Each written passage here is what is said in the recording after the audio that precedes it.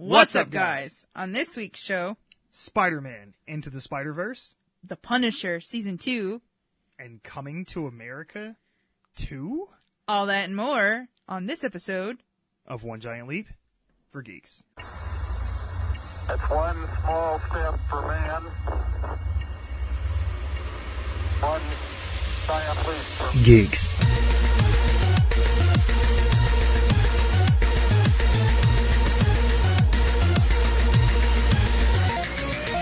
Welcome to another episode of OGLFG, where we talk about movies, video games, and all things in geek culture. I'm your host, Mike C. Squared. And with me are my co-hosts, Benwah. Usually I would say some random thing right here after he says with me Benwah, but I'm not going to do that this week. And DJ Mellymel. Hey! Now, before we get started, I want to let you know, if you enjoy the show, tell some friends about us. Share us on your social media. Whatever you choose to do, you have the satisfaction of knowing that you are helping us let others know about the best damn podcast they've probably never heard of. Now, as to where you can find us, the show is on Twitter at Giant Leap, the number 4 Geeks, and you can get a hold of our resident DJ Mellymel at Froggy Beaver, and Benwah is at Benwah Gaming. That's BENWAH Gaming on Twitter. All right, so I usually have a bunch of just preamble bullshit for the beginning, just to kind of get in that talky talk mood. I don't have anything today. I'm sorry. No mojo today? No mojo. The ice and snow sucked it all out of you, huh? Yeah, pretty much, yeah, because I almost died this morning because because for those that don't know, we live in Michigan, unfortunately, and we haven't really gotten snow this winter, but it's just been this kind of weird, sleety, icy thing going on, and I'm just I'm over it. And then it's cold. Yeah. I almost fell and busted my ass a couple times today. Oh, yeah. Easily. Yeah. Only a couple. You know where the O'Reilly's is? Right there on Dixie, right where Hess is, where Dixie becomes Tennessee? Yes. Mm-hmm. Somebody must have slid and rear-ended a Stars bus, right in front of it. Damn. I just saw a photo of it. This happened, I'm guessing, either this morning or, early afternoon, but I saw a photo of it not even 10 minutes before we began recording this podcast. And I'm like, well, if you're going to crash anywhere, that's the spot. Right outside the auto parts store. Right. If you could pick a perfect spot to get into an accident, yeah, there you go. But, the city keeps cutting the budget for the public transit system, so you don't need to be fucking driving into these buses. They go through enough already. Right, we don't have that many as they got one. Yeah. Now they had 2 buses. Now they got 1.5 buses. Thanks. Yeah, these people on the east side ain't got a Kroger no more. They got nowhere to shop. You cannot take out the buses. Right. People on the west side don't have a Kroger anymore either. Right.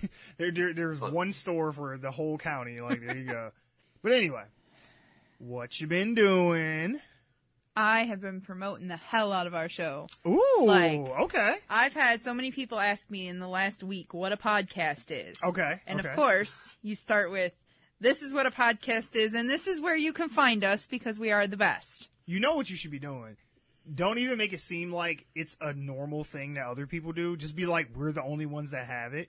So just be yes, a podcast is One Giant Leap for Geeks. I'm on it, and you should be listening to it. Well, I don't tell them that there are others out there. I let them know it's a internet radio talk show, and this is where, it's there are more, but they're all trash. The only one you should be listening to is this one. Just plug it. Right. Plug it. Here, open your ears and let me put this in there for you. Yes. Well, that's exactly the way you ought to go about it. I typically, when people ask me or I mention it, I don't use the word stream or podcast. I use broadcast. I broadcast. Because the laymen probably understand that easier. Yeah, and I'll say I broadcast over the internet, and then if anybody really is curious from those, recognizable terms, then I might dig deeper into it. But internet.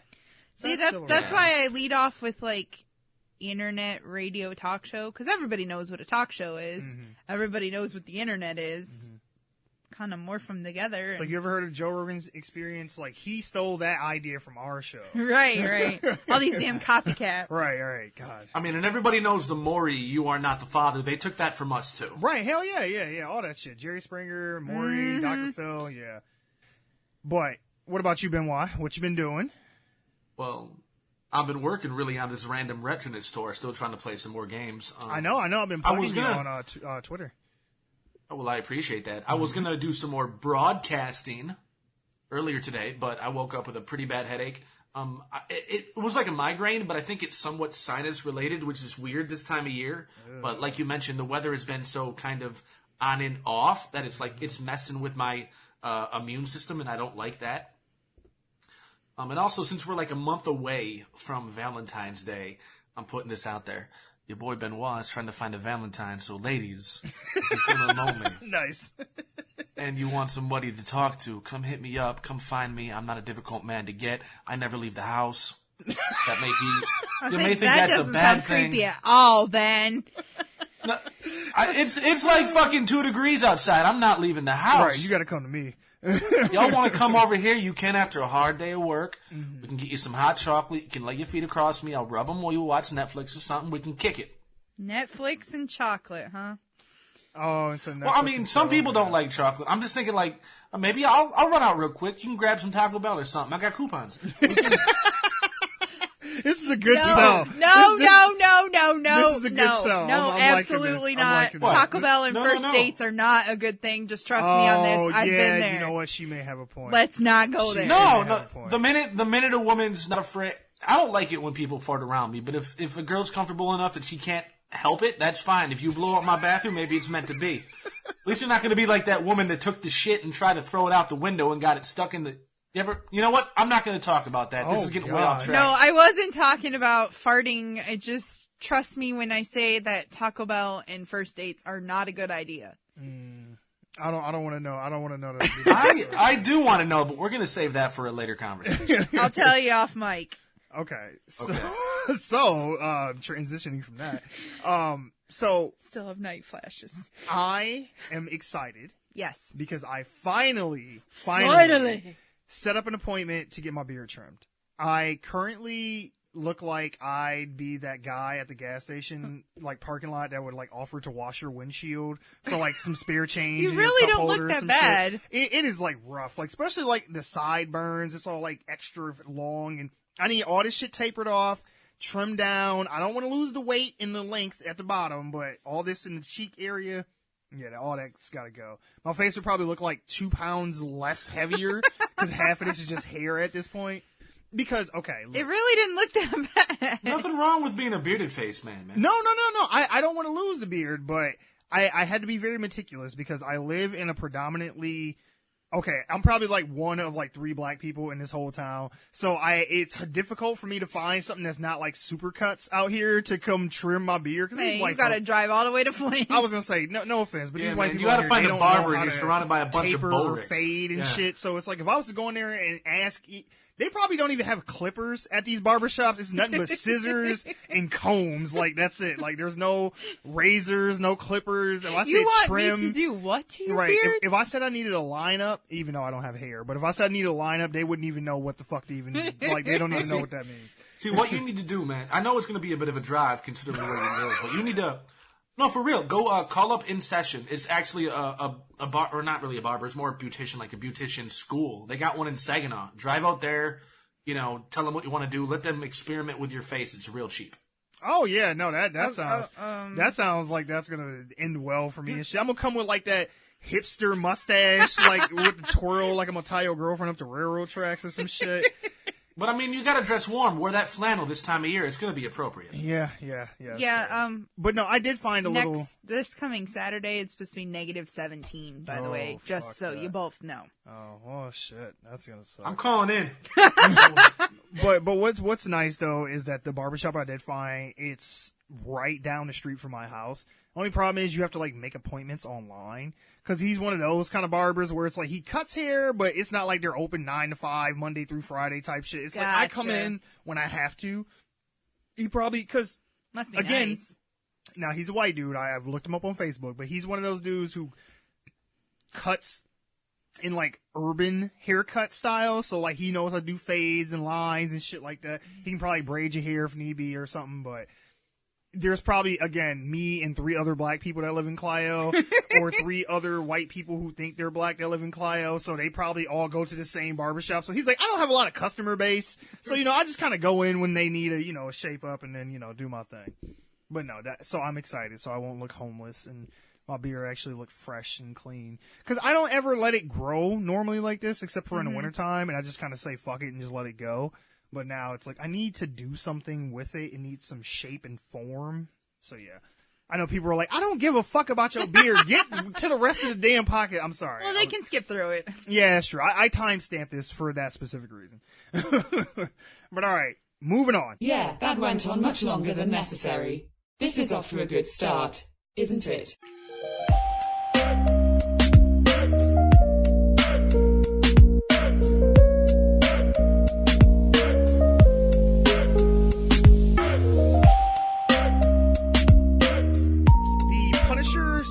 Trailer came out this week, and you would think that I would be happy, but I'm not excited about this season. And you would think I'd be excited because this shit's kind of right up my alley, because I like the character of the Punisher. Right. I even like the shitty Punisher movie with John Travolta in it and shit. I even like that Punisher. Like, Okay. I even like the Dolph Lundgren Punisher movie from like the late 80s, early 90s, or whenever that shit came out. Like, but I don't know, the first season of his show was just so boring. I just don't really care now. See, I've always thought that the Punisher was boring. Really? Yeah, the Dolph Lundgren version, the John Travolta version, the idea of the Punisher, it doesn't appeal to me. And I don't know if it's because I'm a girl, or I don't know if it's because... Do you like Die Hard? Do you like John McClane? I love Die Hard. Well, and he's I like love John McClane, but he has a logo and shit with the skull and all I that. don't know. I honestly, like, all these, like, tryhards and edgelords have kind of made Punisher kind of whack. Because you always see that, like, one douchebag with the Punisher logo, like, decal in their car. And it's like, I just want to slash your fucking tires every time I see maybe that that's It's like, you don't want to fight me, bro. I learned MMA. Right, right, one of those dudes, exactly. Yeah, maybe that's what it is. I don't know. I could see how that could turn you off to it. But that being said, though, I do like the trailer. It does look pretty cool. Like, all the fighting and action scene looks cool. And it's, at least from what they showed, it seems like there's going to be a lot more stuff happening in other locations as opposed to his first season where it was kind of like confined to like these one or two areas. It was like this person's house and my Batcave. And then this warehouse and then back to my Batcave. And I'm just like, okay, can we go outside and do some shit? Like, no? Okay. I mean, I was kind of excited when I saw the trailer. I don't remember the Punisher first trailer from season 1. But this one, I was like, okay, that kind of looks legit. And as somebody who's not a fan of the Punisher, sure. I mean, that kind of speaks for itself for it to be like, that's all right, a good selling this looks point. Legit. They should put that on the poster. It's like, even DJ Melly Mel liked it, and she doesn't even fucking like the Punisher. Right. So... One thing I did think it was missing, though, is the first trailer for the Punisher, the first season. He did a lot of weird screaming in it. Like, he did all this, like, rage screaming. So he'd be, like, shooting at somebody, and he'd be, and this is like, what is happening? Like, how hard is your dick while you're killing these people, Frank? He's like, you don't want to know. Like, you just, it's bad. Now, alrighty then. I do like, Frank's interactions with Paige from the Daredevil show, even though I do find her character kind of annoying. But it doesn't... I thought she was going to be in the second season, but they don't show her at all in the trailer. It's some different girl at a bar that he saves or some shit, which, I mean, I don't know. I'm sure they'll explain as it goes on. I'm sure it's just a trailer for us, you know. Sure. And it comes out on the 18th, so that's like 3 days from now. But with this, though, I would have preferred them not to bring back... Billy, I think is what his name was from the first season. He's a dude in the trailer that wears the weird mask. Oh, and shit. Yeah. Jigsaw, I think is his character's name. And I'm just like, he was in the first season and they set up how he betrayed Frank and he was the catalyst for why Frank's family gets killed and why he becomes the Punisher in the first place. And I was like, yeah, you know, y'all could have saved him for like season 3.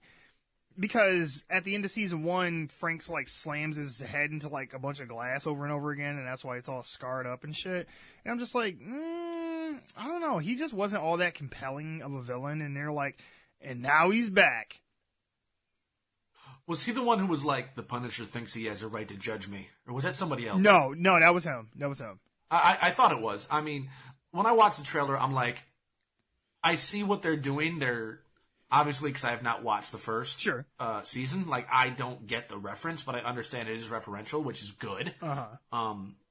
And then there's some girl who I assume he's gonna protect. Is that like? Yeah, maybe... she's some rando. I don't know who the fuck that is. What relevance does she have? Is she gonna be like kind of like his surrogate daughter? Ooh, in the sense. Maybe. I don't know. I don't know what to make of it. All I know is I heard Alice in Chains, and I was like singing the song. Oh yeah. They had a pretty digging sweet that. soundtrack choice for the first trailer. I'm pretty sure it was a Metallica song in the first trailer. I'd have to go hear that then because I haven't watched it. It was pretty good. I thought it was pretty awesome. I mean, if the show was going to have like a grunge metal Kinda. soundtrack scored to it, I might watch it just for the music. Kinda. Did you guys catch though at the beginning when he's in the bar, he does like the Joker's like pencil trick from The Dark Knight? Mm-hmm. Well, kind of, sort of, because like there's a point where he has like a knife on the table and he takes his dude's head and like slams it into the knife. Gonna shove it into the knife. Yeah, I saw that. I'm like, whoa! Yeah, I was like, wow, that was pretty fucking gory. I was like, that's cool. Yeah, because I will say that about the first season, that it's bloody as shit. Like they do not skimp on the fact that he kills people. Like there's a lot of blood and gore, and he's like pulling motherfucking spines out of their back, like Mortal Kombat style. Not quite, but he may as well be. Fatality. Right, and he's more while he's doing it now. Whoa. But I do feel like we are kind of just going through the motions because, as we all know, Netflix has been putting the axe on all the Marvel shows, and it's like, I'm kind of like, well, we know it's going to get canceled, so should I even watch it? Like, why should I even care at this point? Because it's like, yeah, even if I enjoy it and it's really good, like Daredevil Season 3 was, there's not going to be another season after that. So it's like, I kind of don't even want to get invested into it because I'm like, I know this is the end. Right. Well, that's not... I wouldn't necessarily say that's a bad thing. I mean, if you like the show, watch it anyway and just hope they actually bring, the main story arc to a close.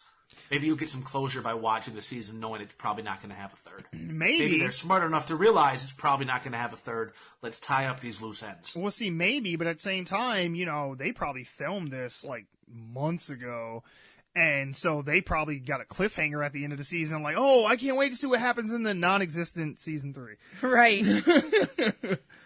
But I mean, I don't know. I mean, well, go ahead. Let's put it this way. Just like The Walking Dead, John Bernthal dies. The end. You're right, exactly.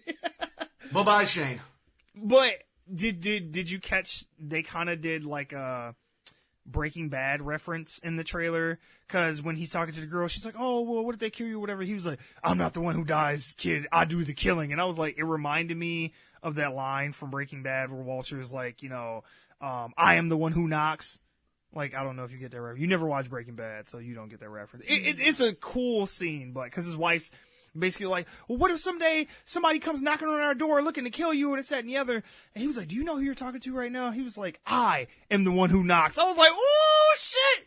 Okay, I love Bryan Cranston. I don't know, man. I'll say, how hard is your dick right now talking about that? So that line is a heel. That's a bad guy thing. That's a heel thing. Yeah. No babyface says that. Yeah, that's true. You can't get like that. Not even a cool face would get away with saying something like that. That's no. I am the one who does the killing.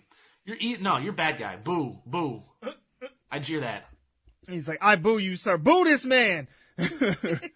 But I mean, I think we're all kind of in agreement. It looks cool. Yeah. I mean, whether or not I actually take the time to sit down and watch it, we'll see. I guess I'll wait and see how the reviews come out about it. If people say it's worth my time, I might check it out. But like I said, that first season just... Actually, what's funny, thinking back on it, that was actually in my worst things of 2017 when I first started the podcast. Was it? The first or second episode. Yeah, because it was my dishonorable mention, I think, because that was like one of my biggest disappointments because I was so excited for it, and then it came out and I was like, yeah, this is kind of whack. All right, but anyway, moving on. No one ever asks my opinion on the trailers. Maybe I have some insightful viewpoints to add to the conversation. Maybe the humans want to know what I think. Oh well, fuck it then.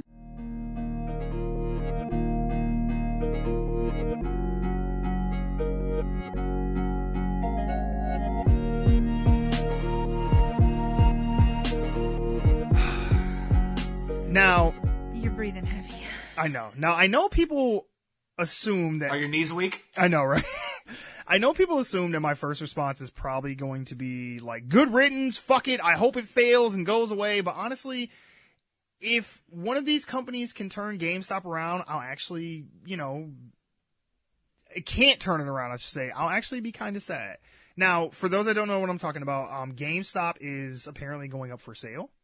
Okay. And another company is trying to come in and purchase them for God knows what, probably like a couple dollars and whatever spare change is in a cup holder at this Chew point. gum at the bottom of the chair. Yeah, because I mean, look, their stock price has plummeted over the years. I think it's down to like $12-something a share now. God, It was initially up in like around 50. Now it's down to like 13. It's lost a good 2/3 of its value. Yeah, and that's rough. But just to give you the info dump here real quick, I'm getting this from GameSpot.com, not GameStop. I had to make a conscious decision not to say GameStop.com. GameSpot. Are you sure, man? I mean, I know, right? You could just be dyslexic because they're all the same letters. It's an anagram. That is true. That is true. It could be. They say GameStop was once a total juggernaut in the video game space, but thanks to the rise in digital game sales and other factors, it's been relatively tough sledding for the company of late. Last June, the company announced that it was exploring the option to sell itself to another company, and now it appears a deal might be coming soon. The Wall Street Journal reports that at least 2 companies are bidding for GameStop, and a deal to buy the retailer could become public by the middle of February. Citing a person familiar with GameStop, WSJ, Wall Street Journal, reported that private equity companies Sycamore Partners and Apollo Global Management are interested in buying GameStop. Now, both companies declined to comment when approached by WSJ, and GameStop itself refused to elaborate on acquisition discussions. Sycamore, which raised a further $4.75 billion in capital last July, specializes in consumer and retail investment, so going after GameStop makes sense. Apollo, meanwhile, is a firm that prides itself of making investments in companies that have fallen out of favor, and this would also cover GameStop in theory. Apollo Equity co-president and lead partner Scott Kleinman says Apollo is looking for investment opportunities that others are unable or willing to figure out. An example of a company Apollo might go after would include one that has missed earnings for a few quarters, or a company that the market has given up on, or a company that operates in a sector that has fallen out of favor. In periods of transition, some investors pull back, but Kleinman says Apollo is an investor with conviction, which I guess they mean we're going to take this dumpster fire all the way to the bottom. Like, we don't give a fuck. like we bought into this shit and we gonna ride it to the end. Fuck it. We gonna sit on the Titanic and play violins all the way till this bitch goes into the ice, into the ice. The icy waters, I guess I should say. I knew what you were getting at. Yeah. Nice visual. I fucked it all up. That's okay. For those of our listeners that have never seen the Titanic, go watch it. There's a scene where the ship has already hit the iceberg, Man, Jack could have lived, okay? Yeah. To this day, she could have scooted her big me. ass I was over. like, you fat bitch, you can share that fucking door. What the fuck? Yeah, but GameStop has been, for the past decade, they've not been doing that well. No. And it is true. It is a lot to do with digital trends now. Because GameStop primarily deals in, physical, tangible media. And not to mention they're expensive as all hell. Well, no, not just that, but they don't really make that much off of new games and hardware. That's where they always try to upsell you everything.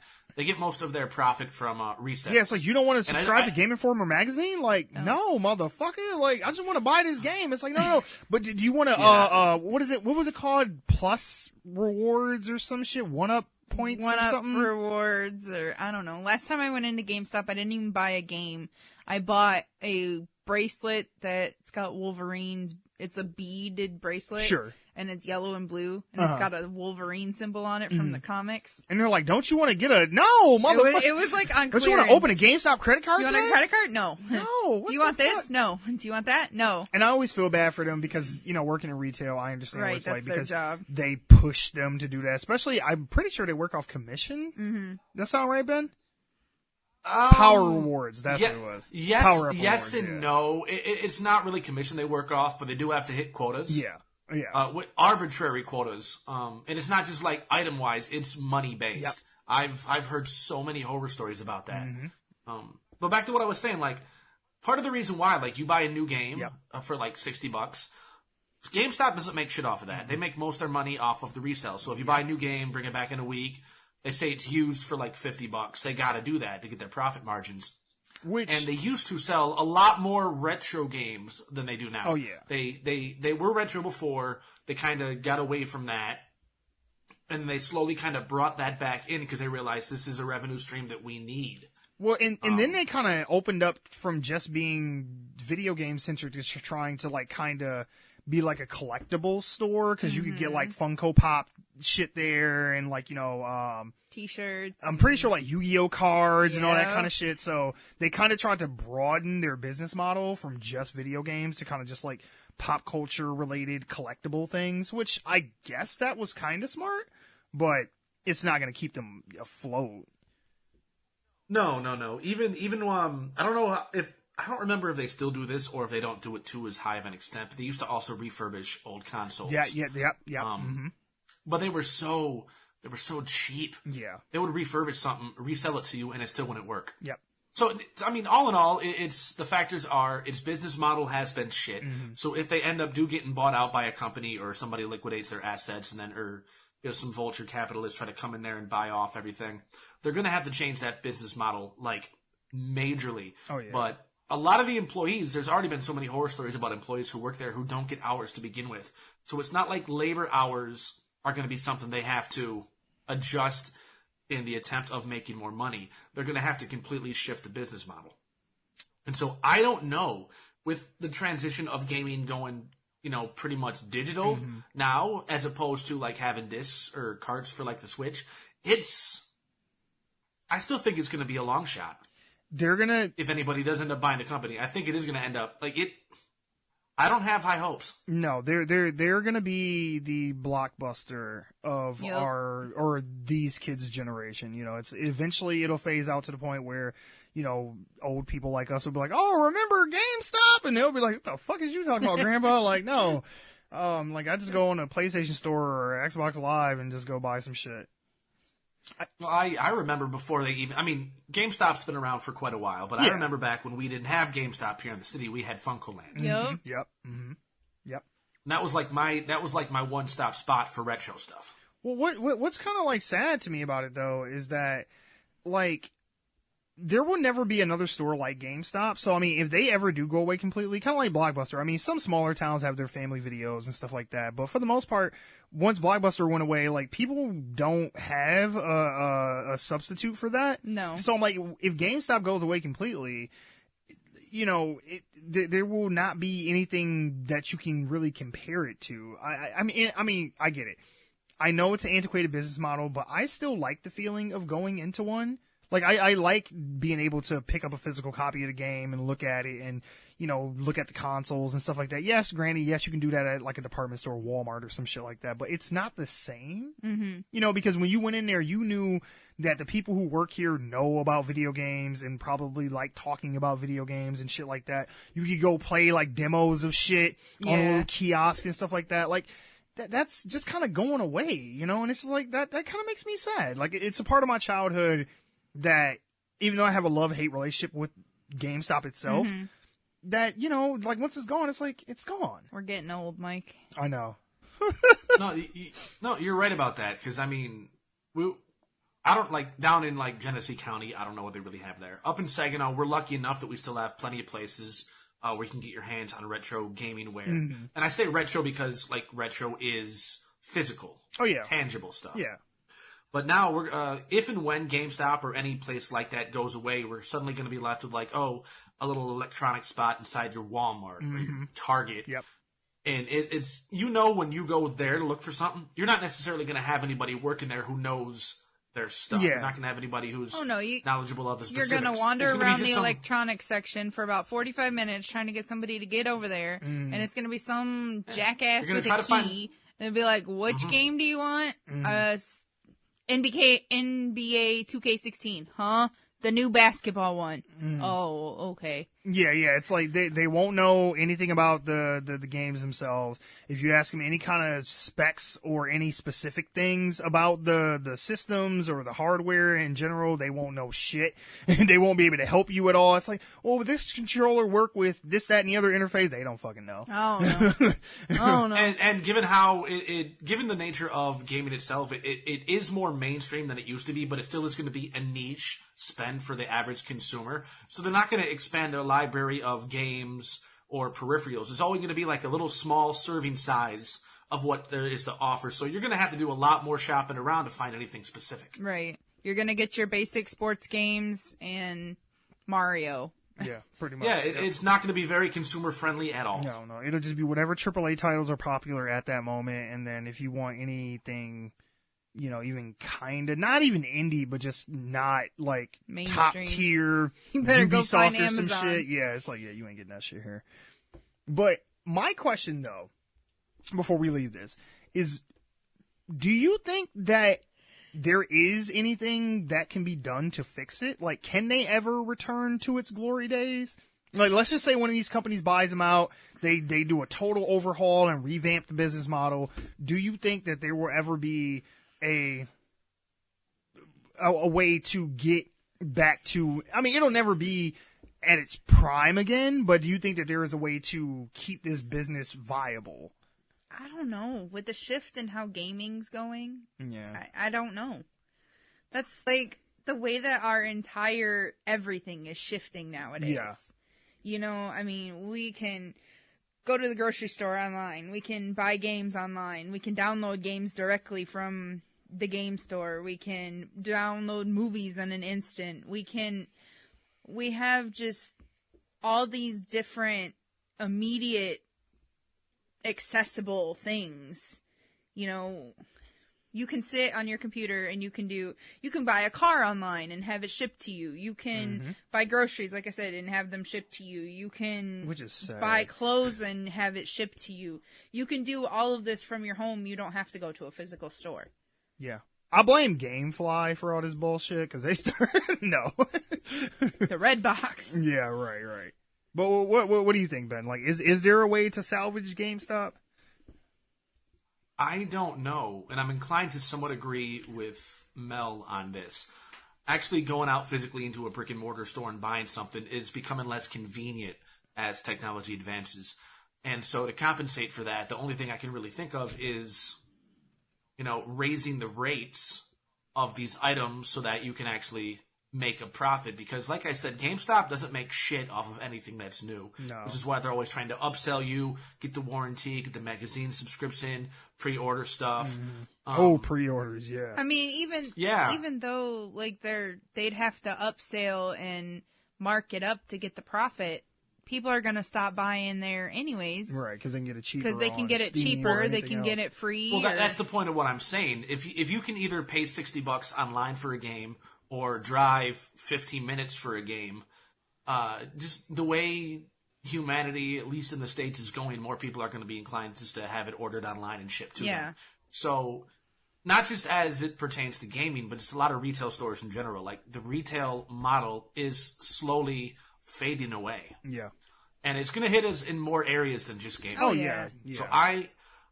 So I don't know, unless there is a way to make a GameStop or whatever they might rebrand it as anything more inclusive to people to motivate them into coming out. And by that, it's probably going to have to be branching out more than just like video games, which like Mike and you kind of said earlier, you might get like a t-shirt or a Yu-Gi-Oh or a Magic card, something like that.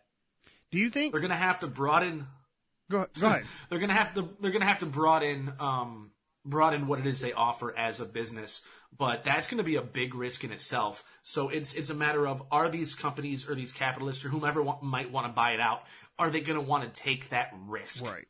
Do you think, and if so, they could make even if they do take that risk, will they know enough about the business to even be able to entice people like you and me? Right.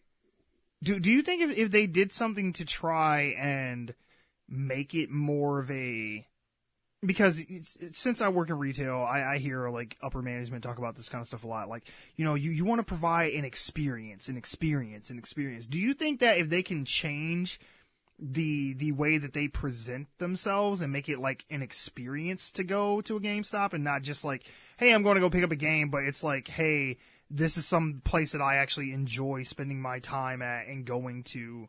I don't know what would be like, maybe, I don't know, having like, bring back LAN parties or something. Like, I don't know. Like what could you? No. There are some local gaming houses that do that. They'll have like tabletop days, card game days where they just hook up a console, have a bunch of people play like in-house tournaments, things like that. Because I think that's the only thing they could do. Because, like you said, if they start marking shit up all crazy to just try and increase profits and stay viable that way, that's gonna kill them.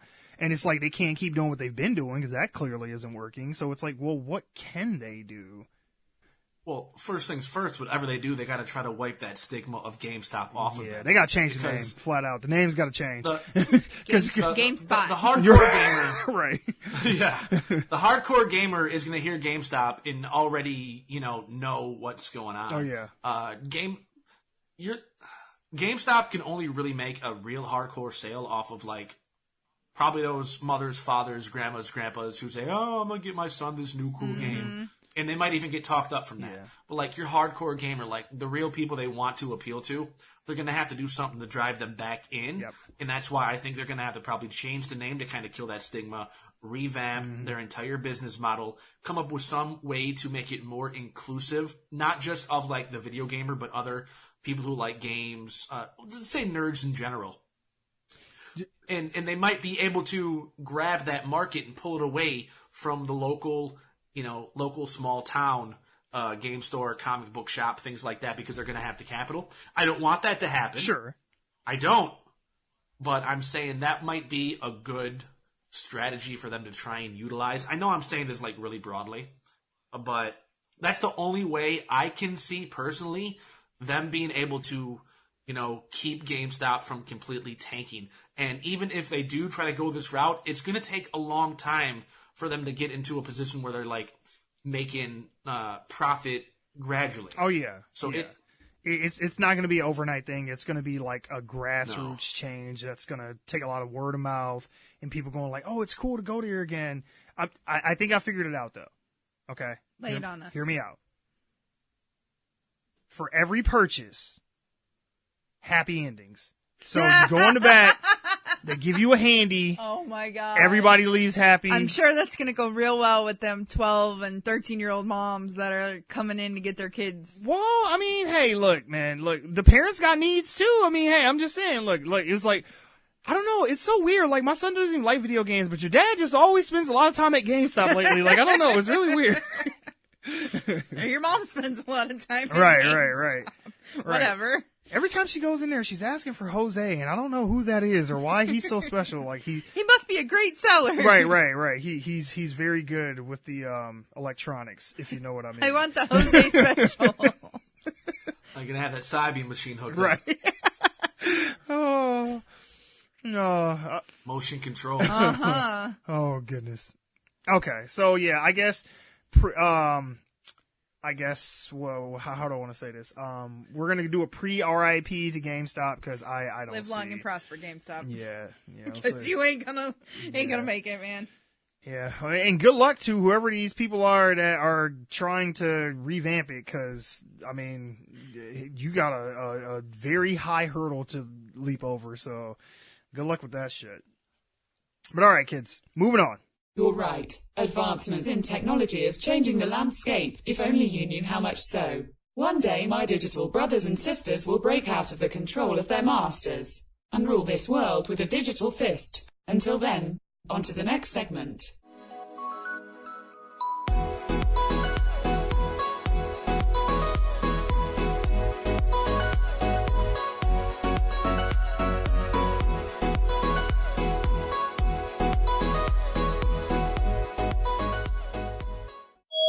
Welcome to Benwah's Wabbit Hole. It's where Benwah gives you a brief synopsis of things he found interesting on the internet.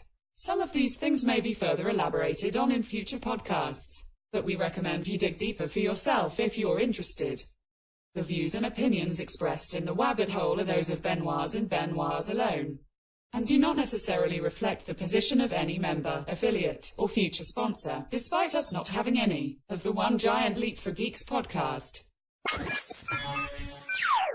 We're now in our second full week of 2019. That's 20 years beyond the threat of Y2K. For those of you who know little to nothing about the Millennium Bug, peep this. Many computer programs would represent the year with only 2 digits, as being in the 20th century, there wasn't foresight for modifying the static 19. That lack of planning could have caused processing issues as people realized that what was once 1999 would suddenly roll over to 1900. Also, many programmers did not understand the Gregorian calendar, which is hilarious in retrospect because most of the free world had been using it for at least 200 years prior to computing. Fucking nerds. Tack on another 17 years, and we're back to Prince's 5th album and the first to feature the revolution, 1999. Released on October 27th, 1982, it actually reached higher on Billboard, being re-released after his death in 2016, peaking at number 7, than initially back in the early 80s, coming in at number 9. Its title track and Little Red Corvette were 2 of the first videos from a black artist to receive heavy rotation on the still infantile MTV. Remember when MTV was actually music television, guys? Mm-hmm. Yeah, there was a rumor that they used to play music videos at one time, yeah. I used to wait for the music videos. Love the music videos. Yeah, Pepperidge Farm remembers too. Right, there you go. AGDQ, better known as Awesome Games Done Quick, concluded over this past weekend with them once again breaking a record and raising over $2.4 million for the Prevent Cancer Foundation. That's over $150,000 more than last year's record-breaking event. Now, AGDQ isn't the only annual event they run, but also Summer Games Done Quick, which will take place in Bloomington, Minnesota from June 23rd to the 30th. If this year of SGDQ is to be like every previous incarnation since 2013, they'll be raising money for the International Humanitarian Medical Organization, Doctors Without Borders. Speaking of gaming, if you happen to still own a Wii, now is the time to make sure you have all the digital games for it that you want, as we're coming up to the end of the Wii Shop channel.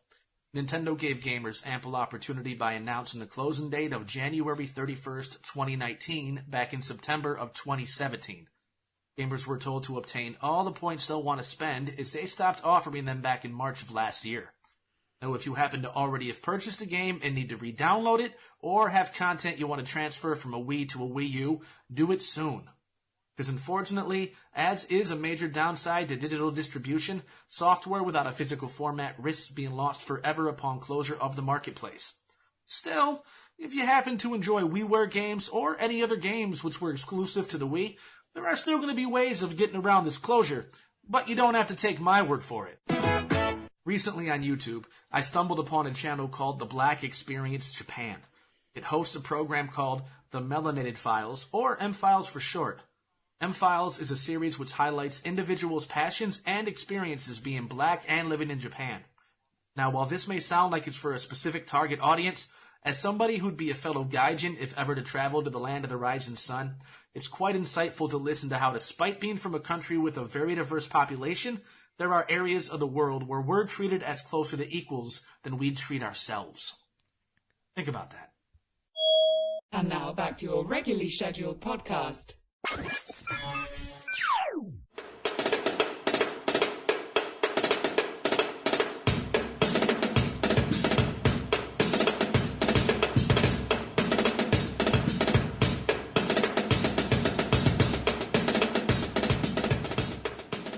Wait, what? We're doing this again. I thought we got rid of this segment. Jesus Christ. I swear of all the childish, stupid, and embarrassing things. You have this platform where you could be saying something of substance and could reach others who need to hear it, and instead you... It's that time again for America's #1 show, Dumb Shit of the Week. That's right, Dumb Shit of the Week is a show where DJ Melly Mel finds shitty things and we talk about it. If you want your submission on the show, find us on Twitter at GiantLeap, the number 4 Geeks, or you can email us at officialoglfg@gmail.com. Now here's your host, DJ Melly Mel. Thank you. And a big welcome back to Dumb Shit of the Week. Gosh, it feels like it's been forever. Okay. Woo! All right. Now, Ben has never lived through Dumb Shit of the Week. I don't think What? so. Have you not? No? I think maybe. Yes, I have. Yeah, well, a few. How long has it been since I know, we've I done was this? gonna say. A long time. Hey, okay? we haven't done it since last year. Yeah, you see don't- what I did? Yeah.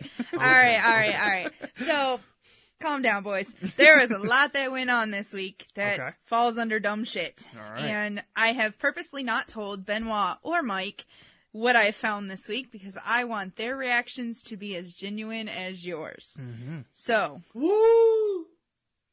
all right, here we go. We have two that I found especially dumb of the week. Okay.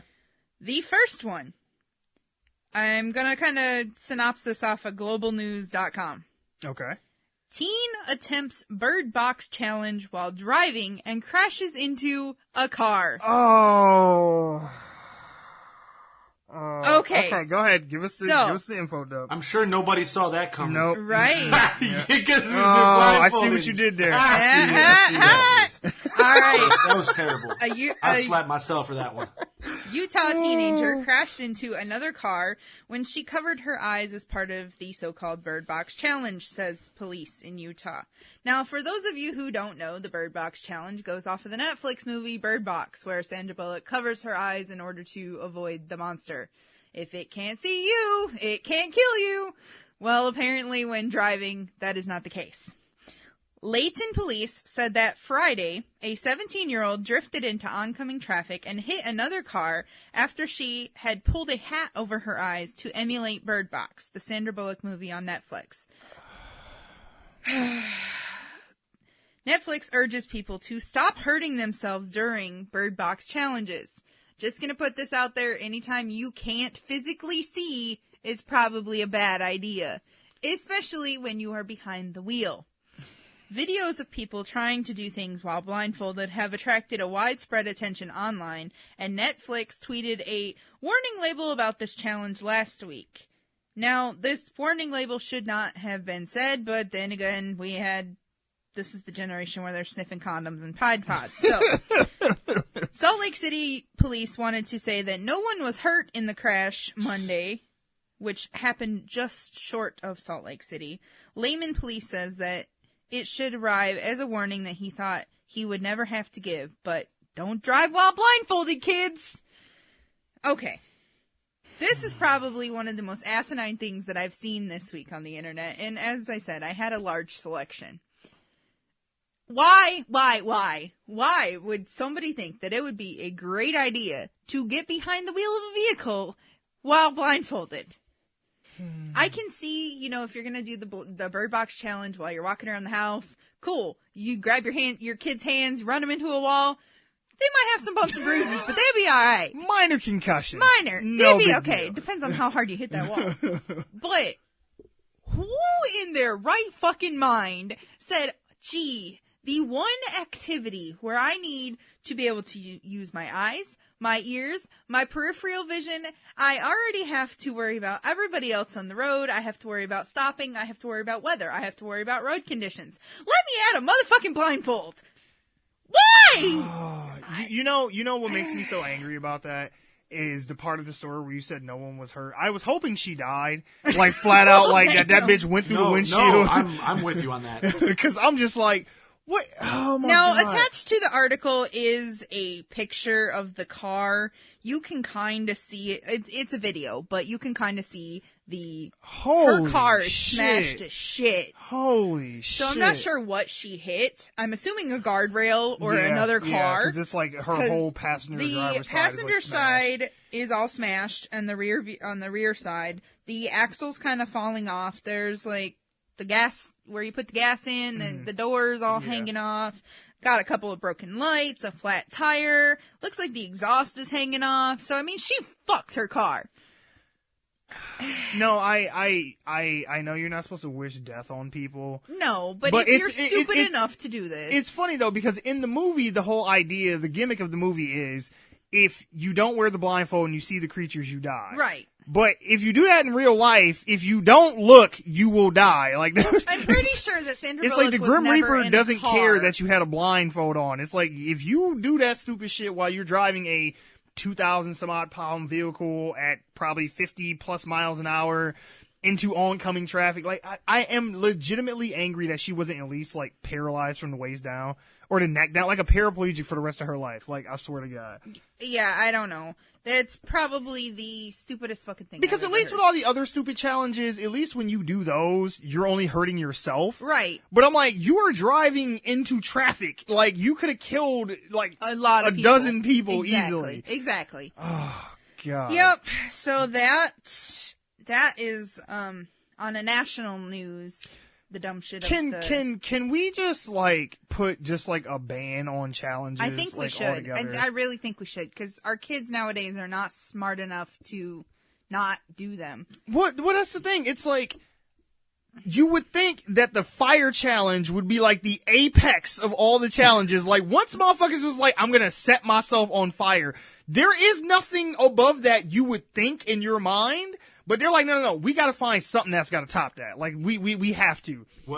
What can we do to surpass Tiananmen Square? Right, thank you, right?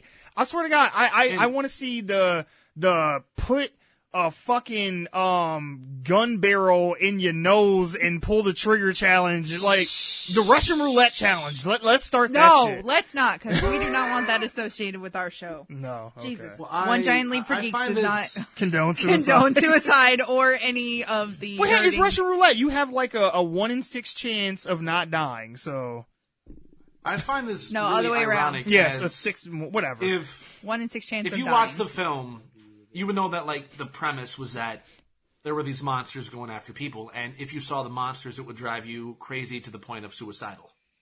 But by putting on this blindfold, this girl became suicidal.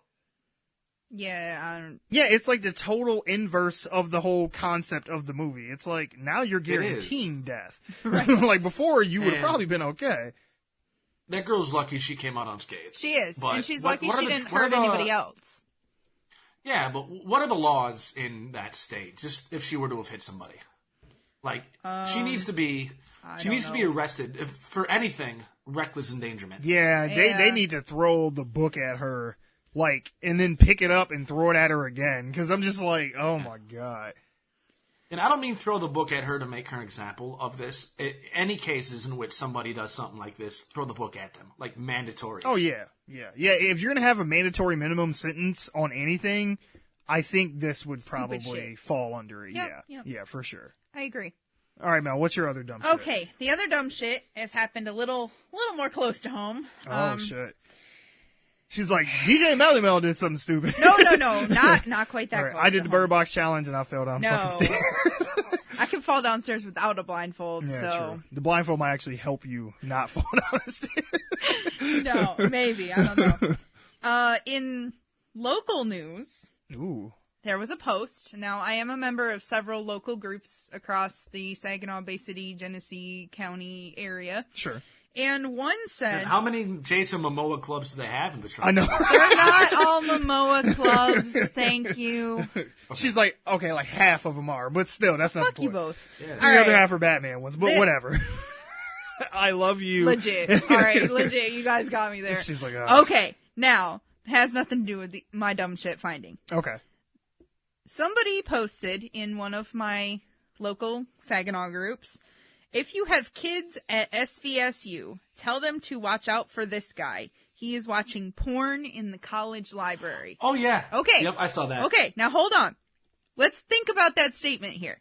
If you have kids at SVSU, for those of you that don't know, that is a university. Mm-hmm. Tell them to watch out for this guy watching porn in the college library. Okay. Mm-hmm. First of all, kids should not be anywhere near the SVSU campus or the Yeah, I was library. gonna say, what the fuck? Everybody there is at least 18. Uh-huh. Or We have a daycare center now. You didn't know? 90% of the people at SVSU are at least 18. Adult to some Yes, degree, yeah. and 95% of them are either having sex or watching porn or both. Sure.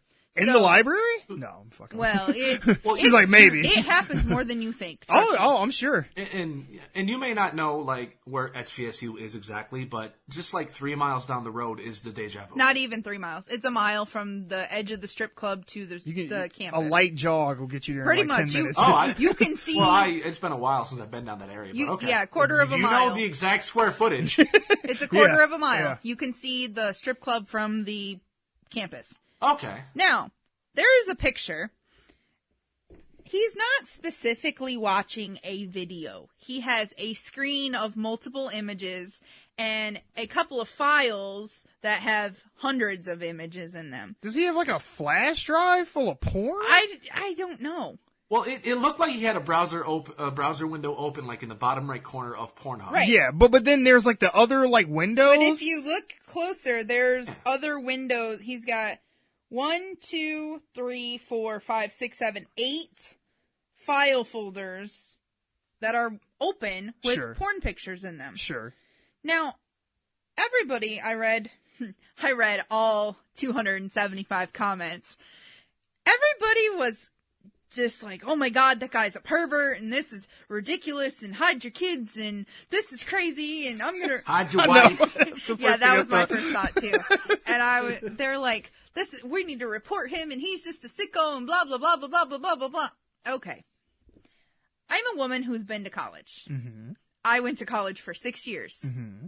Had a lot of fun in college. Mm-hmm. I'm going to tell you that this is not the first time I've heard of somebody watching porn in a library. No. A lot of college students watch porn in the library. You look at me, but they really do. No. When I went to college, I had a lot of people watching porn. That's not what I'm making the face.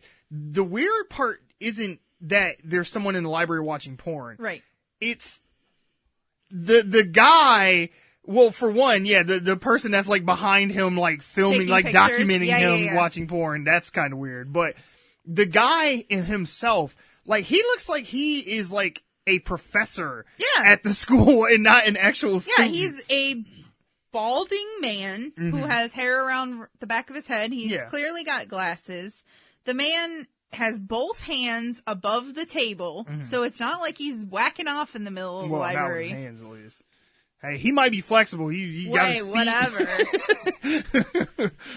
Nope, feet are on the floor. So I don't know. No, my thing is this. I mean, I guess if you feel the need to make some kind of public service announcement about the shit, like protect your families from whatever. But it's like, dude, you are at a college. Like, you don't have access to a laptop of your own. And I mean, I don't know. Last I checked, it was 2019. Yeah. You don't need a computer. Like, even if you had a flip phone, as long as you have access to an internet browser, you have all the porn you could ever need for free. I don't even understand why you feel the need to go to the library to do that. You could be jerking off in the campus bathroom. Like, it would be much more private. My thought is maybe he was an IT guy and he wasn't looking at this, but he was trying to remove it. Oh, I got you. Or B, he's a professor of a sexual psychology class. Or some kind of thing to that nature. Okay. And maybe it's part of You're giving him a lot of... I did. I gave the guy a lot of credit. But you did. I've been in both of those situations. Sure. I've been in a college... Oh, you've looked at porn in a library? No. Whoa, not. That is not. You said what you've been I in them said. situations. Well, not. She you wasn't. Said you were in them caught doing situations. it. Yeah. Oh. I've been in a situation where I didn't have a laptop and I needed to do research for a sexual psychology class. Sure. So where do you do research? In your library. That is what you pay thousands of dollars for. The whole reason that this was a dumb shit mention is because out of the 273 comments that I read, half of them, or if not more, were condemning this guy instead of thinking logically about why he's watching porn in the library to begin with. Okay. So if I pay thousands of dollars to use this stupid college library, they build it into your tuition, you bet your ass I'm researching whatever the fuck I want in that college library. My question, though, is... He's in a library where it's empty. He doesn't have anybody around him. Well, except the person behind him filming. Well, whoever decided to take a picture. But, I mean, nobody else can see his screen. Sure. It looks like he's kind of in a corner. Mm-hmm. Who cares? No, my question, though, is... Who is the IT person at SVSU that doesn't have blocks to Pornhub on these computers? Like, when I was in school... I was about to ask that. You That could was a not popular even, question, too. You could not even search porn. But with, do y'all with, remember without the it being proxies blocked. that we used in high school? Yeah, I guess. Okay, but come on now. geez, like how many mirror sites does this motherfucker got to go through before he gets to Pornhub? Like, I'm God. just saying. Again, a lot easier ways to get to Pornhub. You can just totally Absolutely. use his phone. But I'm still curious about those other windows. I don't even care that he's on Pornhub. Whatever. I want to know. Does he just have a portable hard drive that he just hooks up and just downloads porn to? He's like, I gotta, refresh my library and get some new shit here. I don't know. If you zoom in close to the photo that I've got, it looks like the same image over and over again. Maybe he's doing some kind of weird, like, art project or That's something. what I mean. Everybody was jumping on this guy, and He's like, I call this balls deep. I really don't know if he was literally legit watching porn. He has sexual content for sure, but I don't know if he's watching porn. Maybe he's one of those guys. So go ahead. Basically, you think the real dumb shit part was just the mob mentality over the phone. Yeah, just everybody going no ballistic about. Okay, it's no real in-depth analysis. The only context at face value was that this guy's looking up porn. Yeah. At a like that's their on a their computer first in a assumption, public and they're gonna library on blast him campus. on a public Facebook group because he's. But then, I mean, you go to college to learn. Exactly. You go to college to learn about yourself. Exactly. Maybe he wanted to, find out what gets him off. Who knows? Could be doing some all research. kind of research. Yeah, thesis paper. Exactly. Totally. I thought it was ridiculous that everybody's just automatically, oh my God, hide your kids, hide your wife. First of all, there ain't no kids at SVSU, and if there is, they shouldn't be. Right. They shouldn't be there unattended. Whoa, and I would even challenge what Ben said. It's not even a public library. That's a private. Right, it's on campus. campus. Like it's like, motherfucker, I pay money to watch porn in this library. Fuck you. Thank you. That was my point. He's not hurting anybody. My tuition's going to this penis bullshit. is not out. He's not jacking it. Yeah. Who cares? Who cares if he watches it? And I mean, honestly, maybe, I don't know, maybe on some level, maybe he is the IT guy and he's just trying to find all the proxies and mirror sites and shit to block. Did you ever think about that, people? Huh? That was my first thought. Huh? Facebook group? And I kind of got called out quite rudely, actually. Well, something like this, if it picked up steam on a Facebook group, it's bound to get somebody from the local news involved. Oh, yeah. Like I highly doubt it's going to be quiet, so there will be context eventually, I would think, of what happened. But then again, they're gonna show up at his house like to catch a predator and shit. Like, excuse me, sir. Well, that is. I wouldn't go that far, but you were now that praying. you mention it, it is somewhat worrisome because there have been a lot of reports of strange men approaching kids at bus stops. Like a lot of reports of potential kidnappings of young kids around the area recently. Oh, maybe. So they could be completely two separate, isolated incidents. I don't know. I'm sure that they are. Well, hey, don't be too but sure. still, we don't know. We don't know. There's going to be a lot of people like to believe on that high news. alert after things like this. No, I'm kind of with Ben on this one. I don't think that it's. Well, I guess both of you guys. I don't think it's necessarily okay for everybody to just draw their own conclusions and Right. Just mob up on this old dude. Because I mean, look, man, he don't look like he's doing the whole dating scene anymore. It's like, man, let this old man live. Like, look, if that's how he get his rocks off, then let him live. Like, he ain't hurting nobody. Right. I mean, and he did have it like in a small window in the little corner. Yeah. Like he was. If anything, it looks like he might have been trying to be hiding it, not necessarily because it's doing something bad, but because he wouldn't want to disturb anybody else. Right. And who really wants anybody to look over their shoulder, even if you're doing something completely innocuous? That's my thought. Mm-hmm. If you, somebody had commented and they're like, oh, well, that's just nasty. I don't want to see that. Don't look. Well, then don't Don't fucking look. Right. It's like, ain't you supposed to be in there doing something yourself? Mind like, your business. Look, Mind your business. Let me do what I'm going to do.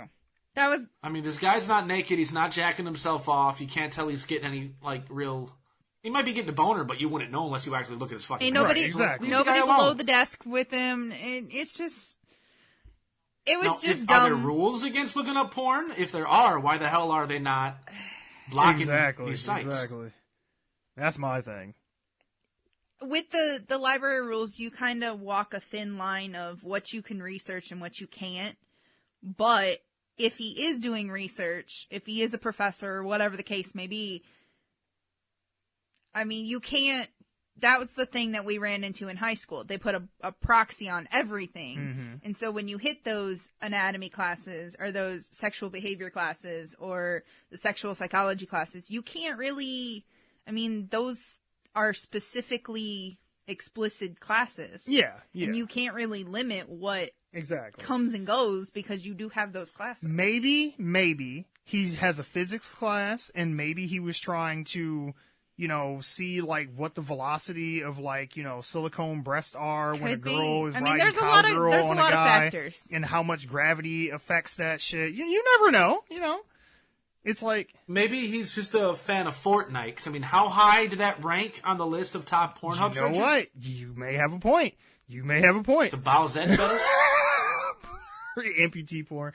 Oh God. From what I can tell, the porn in the videos does not reflect any kind of cartoon. But you know what though?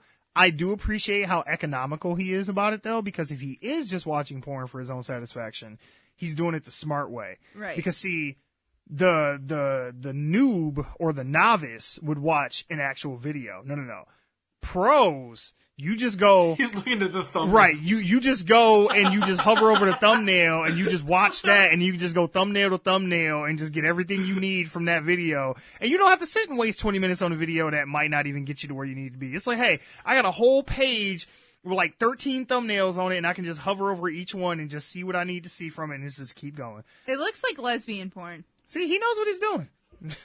The bottom two are definitely... The man is wise in his age. Yep. The bottom two videos are definitely two videos with chicks in them. Well, so maybe he's an art professor and needs some proper scissoring techniques. Exactly.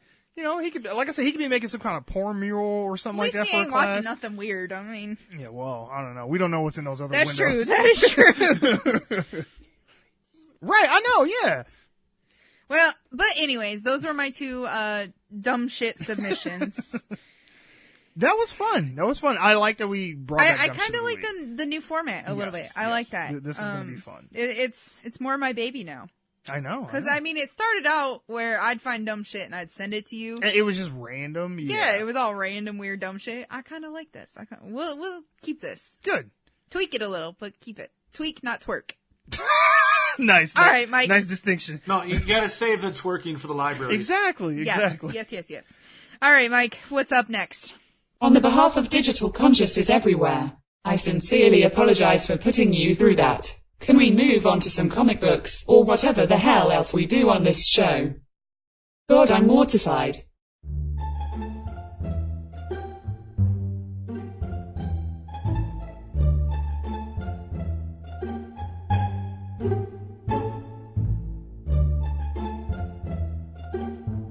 There is a renaissance that is happening, I guess. Is that what you call it? With renaissance with Eddie Murphy. Now, I guess he's trying to rejuvenate his career, I suppose, to some degree.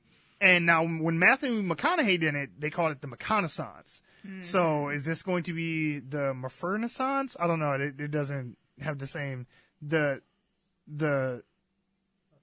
Murfaissance. There we go. The Murfaissance. Yeah, that still sounds terrible. Though. But yeah, I know. I tried. But apparently they are it is confirmed that they are making a Coming to America 2. Now, I'm getting this from ScreenRant.com. They said that in 2017, it was first reported that Paramount was moving forward with a long-delayed sequel to Coming to America. It was also reported that Eddie Murphy himself was working on the script, though the tweet that triggered the report was later said to have not been authorized by Murphy. Later, it was learned that Warm Bodies director Jonathan Levine had been tapped to direct the film, while Blackish creator Kenya Barris was doing the script. Further confirmation that Coming to America 2 was indeed in development arrived in 2018 during a Paramount CinemaCon presentation, though Murphy's involvement was not verified at that time. Now, as reported by Deadline, it looks like Murphy will indeed return to play Prince Akeem in the long-awaited Coming to America 2. It's also being reported that Barris is still on board to work on the script, rewriting a previous draft done by the original Coming to America writers Barry Blaustein and David Sheffield. Levine, however, is no longer attached as director, and instead Craig Brewer of Hustle and Flow fame has been tapped to take over helming duties. They go on to say, reportedly, the Coming to America sequel's story will see Murphy's Akeem learning about his long-lost son and coming back to America to meet the newly discovered heir to the throne of Zamunda. Producers want to bring back the original movie's full cast, including Arsenio Hall as Akeem's best friend, Semi, Heedley as Akeem's love interest, Lisa McDowell, John Amos as McDonald's copying fast food entrepreneur Cleo McDowell, and James Earl Jones as Akeem's father, King Jafar. Yes! Yes! Of course, in addition to playing Akeem and Simi respectively, Murphy and Hall also donned makeup to play an array of other Coming to America characters, most memorably a group of old men of varying ethnicities talking smack in a barbershop. It remains to be seen if Murphy and Hall will bring back any of those characters. It does seem unlikely that in this day and age Murphy could get away with portraying the Jewish character Saul, or if Murphy will bring back his other popular Coming to America character, Randy Watson, the singer with the soul band Sexual Chocolate.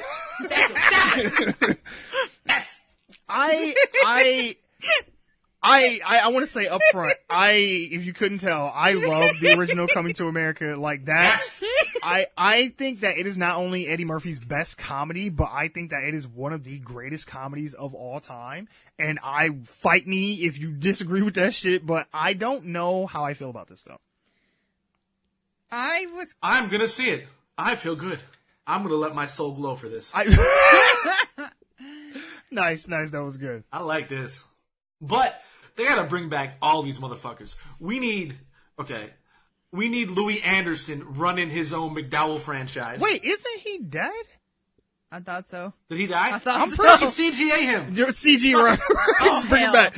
Right. No, Let Eddie Murphy play you him. could do it as Louis Anderson's son and have Louis on the No, wall. you know what'll happen. Yes, is it'll we be gotta have a Louis Louis Anderson's Anderson cameo. daughter, and then they'll get fucking Melissa McCarthy to be. Yep, that's it. No, I don't want that. No. I didn't say it was a good plan. I just said that'll be it. That'll probably be what happens. Although I do like Melissa Whatever. McCarthy, so We need him or his daughter or whomever running a McDowell's franchise, and we need Samuel L. Jackson returning to rob that motherfucker. You know, it's funny That's what because we every need. time I see that movie, I always forget he's in it because he plays such a small role. But every time that part of the movie comes up, I'm like, oh shit, I forgot Sam's in this. Oh, all right, God. Nick Fury, that's enough. Oh, that'd be dope. That would be But dope. I'm the only thing I purely from like nostalgic, this is making me jump for joy because this is one of the films. I don't have cable anymore, but this was one of the films where if I just saw it randomly on TV, I would stop what I was doing and watch it. Oh, hell yeah. I like it that much. Oh, yeah. And so, are they going to end up having to retcon the first film, though, if he has a long-lost son? Because I'm assuming this means either him and his wife got divorced, which I don't see happening, or... Because it never really said that he hooked up with anybody, nor implied it that he hooked up with anybody in the film before Lisa. But he was trying to So get how with does he have a the long-lost daughter. son? You know, maybe they would play it as... Well, the daughter was trying to get with him. Yeah, but Yeah. maybe they would play it as though... Maybe he went. Or no, wait, No, I take like- that back. The daughter got with Arsenio Hall because Arsenio... Yeah. claimed But he was. does end up with old girl by the end. But maybe they would play it as things didn't work out. She didn't like being like royalty in the palace and all that, and she goes back to America, and then they kind of lose touch. But then he didn't know that she was pregnant with his baby, and then he finds out later after maybe she dies or something like that he has a son. That's the only way I could see that to make that work. Because if not, like you said, they'd have to retcon it and be like, oh yeah, he had a one night stand, and we just didn't show that in the movie. Sorry.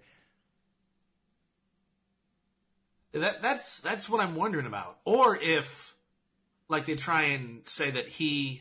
Because, I mean, they never said he was a virgin, never even really talked about sex. But when he was a prince there to begin with, maybe he got with a native, and then the native went to the U.S., and they just... Maybe. Because I don't know how they're going to incorporate him having a long-lost son. That worries me. Yeah. Purely for the plot. But everything else is like, do it. Yeah. But see, this is my biggest thing though. It's fucked up because, you know, James Earl Jones is still alive, but you know, Eddie Murphy is like in his 50s, I believe, at this point, and it's like he's still Prince Akeem, like not king. Right. Right. Why wouldn't he have ascended to the throne by now? Right. Unless, you know, he is, and then his dad's just kind of like the Queen of England, where he's just like a kind of just He's there a for name show. only. Yeah, and doesn't actually have any power or anything. Well, maybe he just retired or something, so he's still there in a capacity, but he's not the ruler anymore. Yeah, he's on his deathbed or something. Oh, and then Michael B. Jordan. Oh, man. Hell yeah, and then we can get that Coming to America Black Panther crossover we've always wanted. Yep. Wakanda forever. Oh god, that would be crazy dope. But okay, so one of the things I'm worried about on a like filmmaker level, what I'm worried about is I'm worried that I don't know if younger audiences will appreciate the subtle comedy if it's presented in the same way that it was in the original. Because that movie is hilarious, but it's hilarious because of the subtleties. Right. There's a lot of jokes that they don't play Make up anymore. for big, like, slapstick humor and shit. Because comedy sensibilities now, like, if you watch, I mean, and no offense to Kevin Hart, but if you watch any Kevin Hart movie or anything like that, it's like he's loud and goofy and bumbling and all that shit. And that's not what Coming to America was. Like, it was funny, but it didn't have to be goofy to be funny. Like, I think the most obnoxious, like, goofy scene is the whole sexual chocolate scene. But other than that, the rest of the movie is very subtle in its comedy. Like, okay, for example, the scene where they're at Cleo McDowell's house and all the family members have the soul glow and they hair and they're sitting on the couch. And then when they get up, there's all this like Jerry curl juice left where they were sitting at. Like, that is hilarious.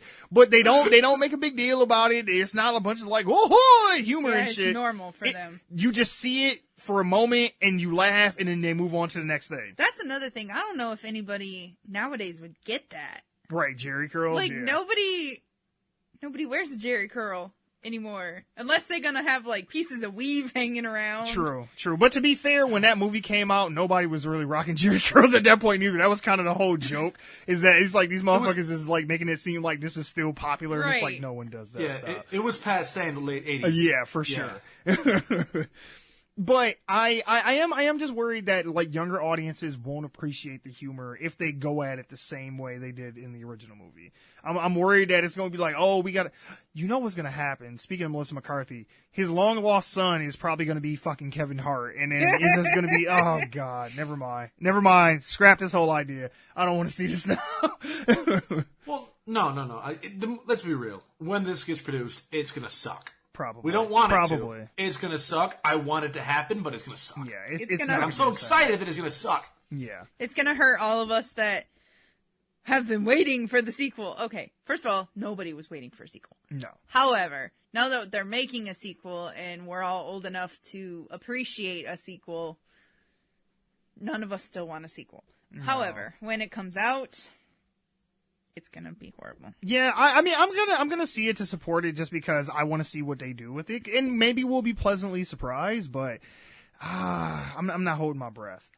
Though my question is though, what the hell has Arsenio Hall been doing for all these years? Man, besides waiting by the phone, hoping this day would come. Well, let's see. Arsenio had his show until like the mid 90s. Sure. Then he kind of fell off for a minute. He came back. When Star Search, in the early 2000s, when Star Search came back. I forgot about that. Yeah. And then he did have the Arsenio Hall show on TNT or TBS or something. Mm-hmm. Yeah. Like in the mid to late 2000s, I think, maybe. But other than that, I really haven't seen him do anything. Yeah. Not that he needs to. Man has money. Oh, yeah. But I was just like, because when, I made the whole thing about the Merfonaissance or whatever the fuck we're calling it, and I'm just like, what the hell has Arsenio Hall been doing this whole damn time? Yeah, not much. Well, I mean... Well, did you know that there was actually going to be a spin-off pilot for TV produced in 89? Never got picked up. Really? Wow. That... Yeah, Tommy Davidson was going to play Akeem. Oh my god. Wow. Yep, that would have been nope. And don't get me wrong, he was funny at a time, but he is no Eddie Murphy. No. Not even close. No. Although I did see him live once, about 5 years ago, and he was fucking hilarious. Yeah, no. Oh, well, Tommy was hilarious on Def Comedy Jam. Oh, yeah. He was great on In Living Color, which, funny enough, he would have probably been on that show if CBS would have picked up the Yeah, I know, spin-off. right? So that history could have been changed, man. But I'm curious though too. if we do say they go through with this, they make this movie and everything, goes, great. How do you, I don't know, how do you still bring back the things that made that movie special, but then still cater it to a newer audience? Cause okay, some of the things in that movie that were so funny to me was just how, you never knew, what to expect, because you knew it was going to be a comedy, but there was just such random shit in there. Like, the whole scene where, at the beginning, where he's getting the arranged marriage. Sure, he has her hop on. Yeah, and she's and he's never met this woman before. He's having an arranged marriage, and he's, trying to get to know her before the wedding.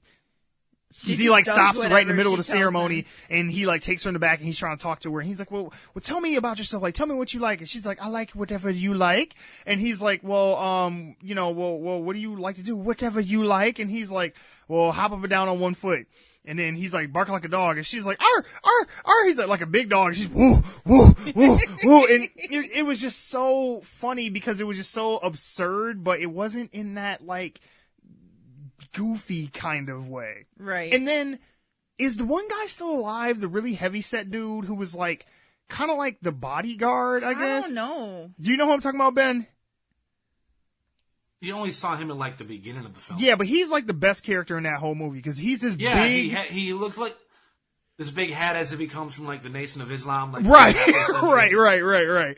And he's this big imposing guy, and then he sings the song at the beginning. When the I don't know, she's a princess of some other country or tribe or some such shit that he's getting the arranged marriage to, and he's presenting something, and then as she's walking down, he's like, she's your queen to be. That whole part is hilarious.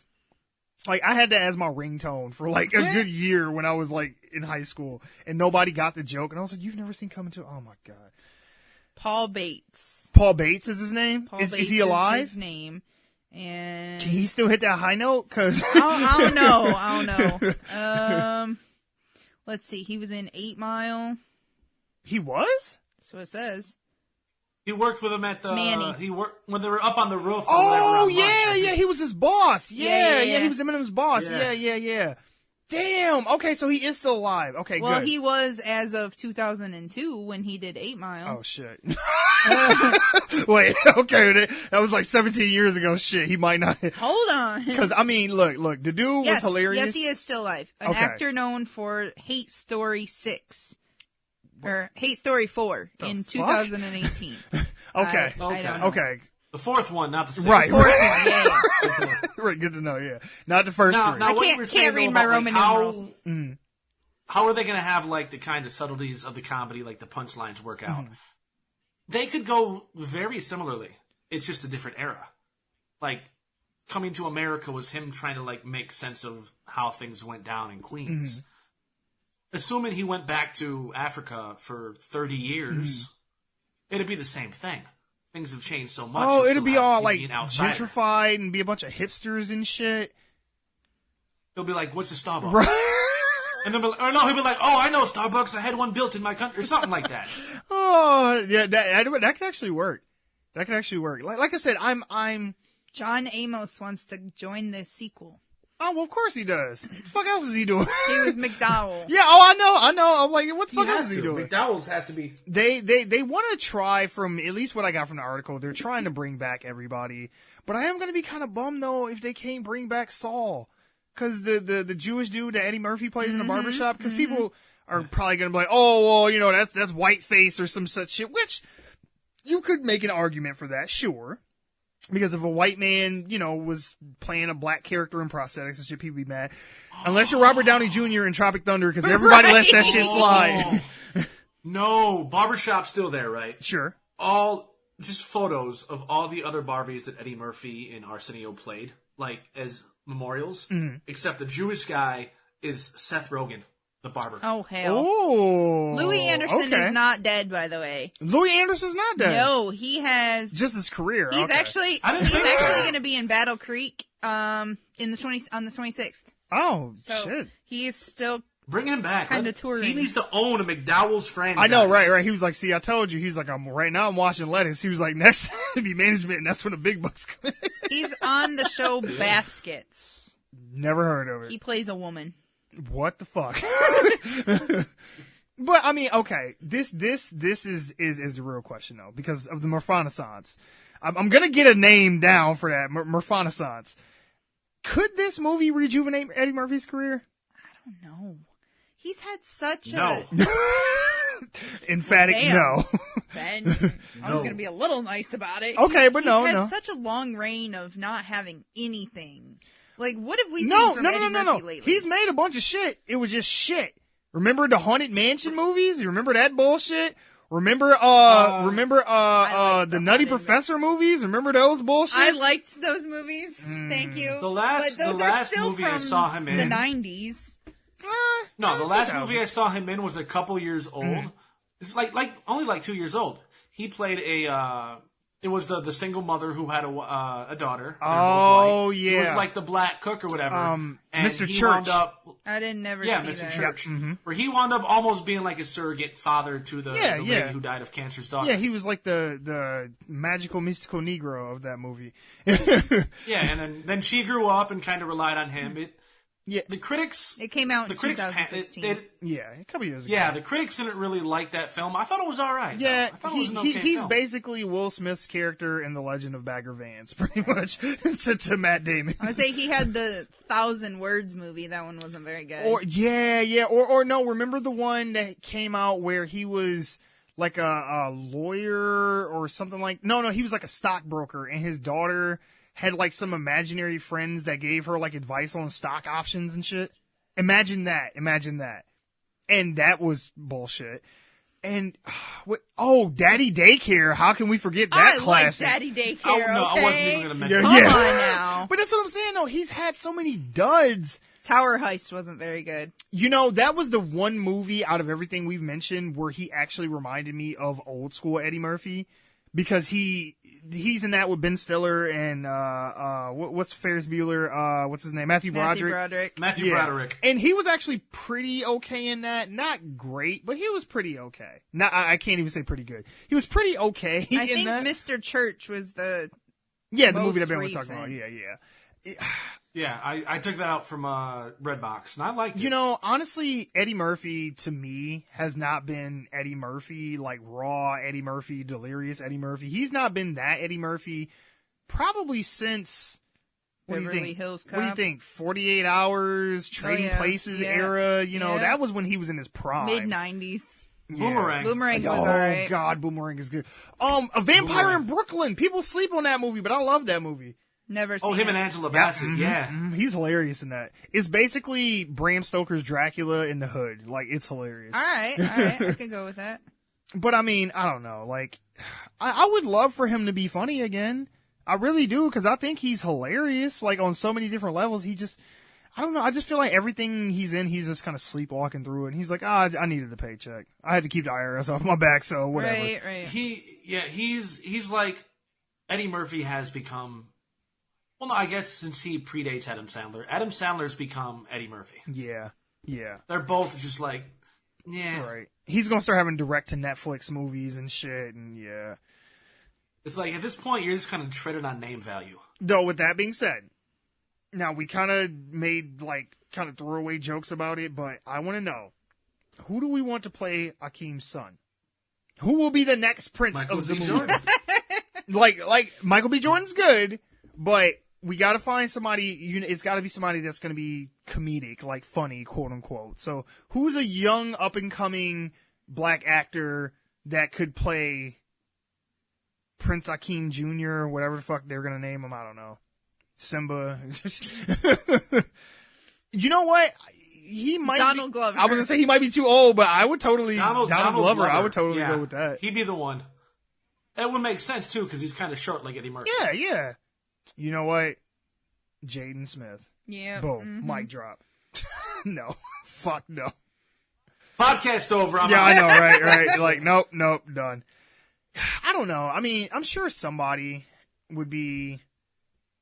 I don't know. I just don't want it to be somebody who's oversaturated as it is already. We could do Tyler Childish James Gambino. Williams. What's he in? He's the kid that played Chris and Everybody Hates Oh, yeah. Holy shit, yeah. He'd be all right. he'd be okay, because I think he's pretty funny. Yeah, he kind of looks like Eddie Murphy, too. Yeah, like a young. I'll say when you Google young black actors, Michael B. Jordan and Jaden Smith are both of course number one and number two.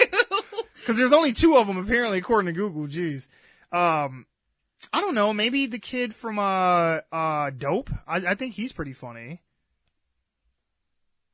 Leon Thomas III, who he was in. No, never mind.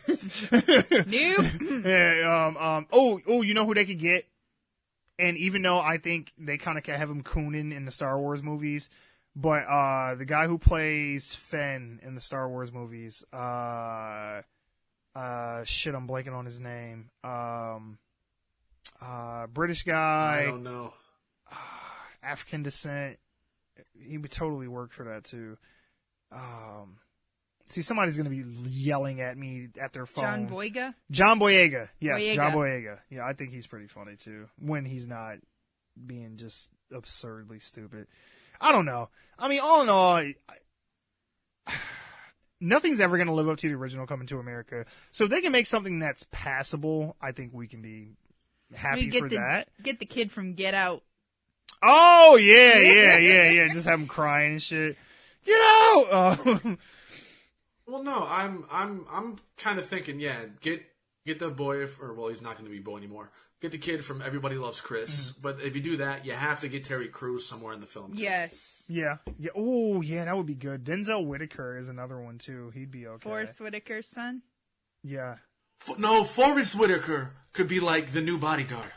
With his eye just... Oh, yeah. But he got to be able to hit them high notes, though. If he can't hit them high notes... Forrest Whitaker's son. If he can't hit them high notes, I'm not with it. But all that being said, though, I am cautiously optimistic about Coming to America 2. I think that's a good way to put it. Very cautious.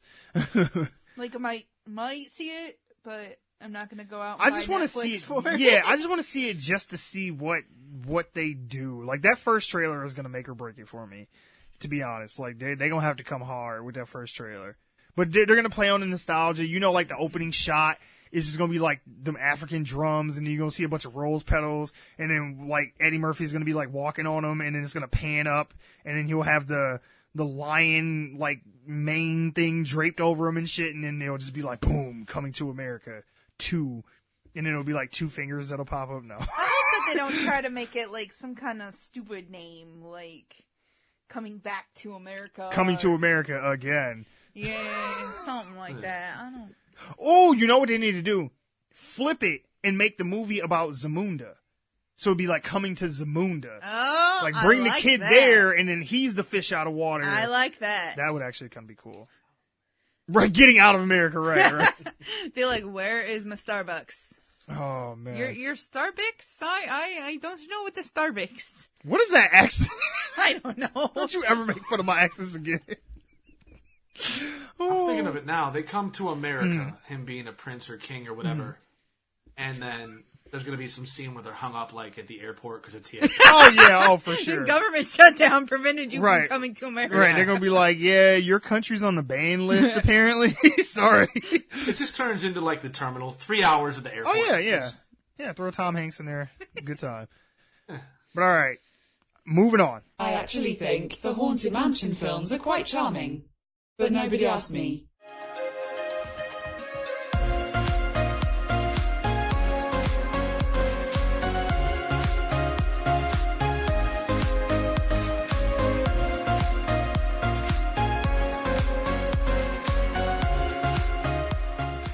Boom, boom, boom. Movie man reviews whatever movies he can. Is he smart? Is he quick? Can he make a joke that's not about dick? Sit down and listen to the Movie Man. Wow. Thank you. I'm here all night. So if you haven't guessed, that was not very subtle at all. No. But we're going to be reviewing Spider-Man Into the Spiderverse. Now, if you haven't sat down and heard one of our movie reviews before, they are mullet style. And Amber, explain to the people what a mullet style review is. Basically, there's 5 different ratings. No.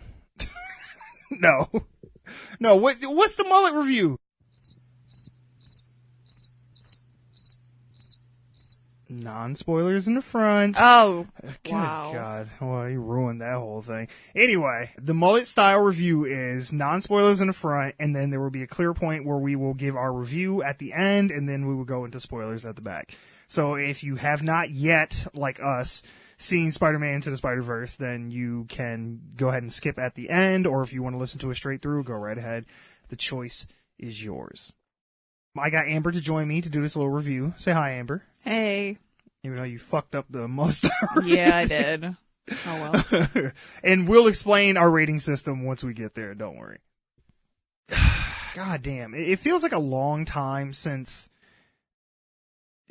Sony themselves have made a good Spider-Man movie. Like, the last good Spider-Man movie Sony made was Spider-Man 2. Like, The Amazing Spider-Man 1 it's okay, but The Amazing Spider-Man 2 is just trash, and everybody knows. You said 2 was trash. You mean 3? No, The Amazing Spider-Man 2 is trash. The first Amazing Spider-Man is okay. Spider-Man 2, 1 and 2 are the best. Those are the best ones. 3 is pretty shitty, too, but Amazing Spider-Man 1 is, it's okay. Amazing Spider-Man 2 with fucking electro and the dubstep music with, Pharrell doing the soundtrack and shit, that one was just horse shit. Yeah, and we don't count Civil War, Infinity War, and Homecoming because those had actual Marvel to do with it, and those are actually pretty good. But this is the first, Sony standalone, no help from anybody else, Spider-Man movie that has come out that was actually pretty damn good. This story is about Miles Morales, who is the Ultimate Universe version of Spider-Man in the comic. In the comics, Spider-Man gets killed, Miles gets bit by a spider, and he becomes the new Spider-Man. And eventually Peter comes back, and it's just this whole convoluted thing. But as far as the movie's concerned, this isn't quite Miles from the Ultimate Comics. This movie does make some minor changes to his character and his origin, but it's mostly the same. Miles comes from a mixed family of a Latina mother and African-American father. His mother's a doctor. She may be a nurse. I don't know. They never really clarified. She wears scrubs. That's all we know for sure. And his father's a cop. Miles is in high school, and he has a love for music and graffiti art. He's just transferred to a new school, and it's for, gifted students and stuff like that, because it was, a private school. Yeah, his dad says, to the point where they have, dorms they have to stay in and shit. And I think his dad says something to the effect of, he was in a lottery or whatever to get into that school. I believe there's a line about that. Yeah, he said that. Yeah, Miles, he's like, well, the only reason I'm in here is because I won a lottery or whatever. And he's like, no, you put in the time and you had the grades to earn being placed in a lottery in the first place. Don't to downplay your intelligence. And that's kind of an ongoing theme of the movie is about, expectations and stuff like that because, Miles doesn't quite know where he fits in and doesn't know what he wants to do with his life, and everybody has all these expectations of him, especially once he gets his powers. Then there's a whole new set of expectations he has to live up to. Yeah, he's going to this school for gifted students, and he's having trouble fitting in. You find out that the Kingpin is creating this machine to open alternate dimensions, and then basically the story just kind of goes from there. Yeah. The main alternate universe Spider-Man is basically the one we are familiar with. Miles' universe does have a Spider-Man in it from the beginning. And he's been Spider-Man, I think they say for about 10 years. Something like that. Yeah, because I think he's 26, yeah. Yeah. And then we meet some other Spider people that go throughout. But the one that you see in the trailers, he's been Spider-Man for about 20 years, and his life is just shit. like it's even worse off than what you might imagine Spider-Man's adult life to be like. All the problems that Spidey had when he was a teenager and in his youth are still there. They're just amplified times 100. He's in his mid 40s at this point. He's overweight and shit, and he's just kind of, he's I don't care. Right, he's just a fuck up through and through, and he's just I don't give a shit. I'm just out here doing me, whatever. One of the the big bright spots of this movie, though, is I think the animation. Amber, you kind of had some issues with it. I didn't like it. You didn't like. Well, I guess explain. Like what bothered you? It just felt like the whole screen was fuzzy. Yeah, it was kind of like it was supposed to be 3D. Yeah, even though it was 2D. Right, exactly. Because we didn't see it in 3D, though. I think it would have been fun to see it in 3D. But I think the problem would have still been there, though, that they made it a point to like kind of blur the background a lot and stuff, so you really only could focus on stuff in the foreground, and it kind of goes in and out. That it takes a little bit to get used to. I think if you can get past that, it's okay, but you had problems with it throughout the whole movie. Yeah. I know you didn't care for how they kind of blurred stuff and shit, and it was kind of like overlapping layers. And I get how that can be kind of problematic. I personally felt that the animation in this was really good, like jaw-dropping in some points. For like the world design, to each of the versions of Spider-Man having their own little distinct like art style from the others.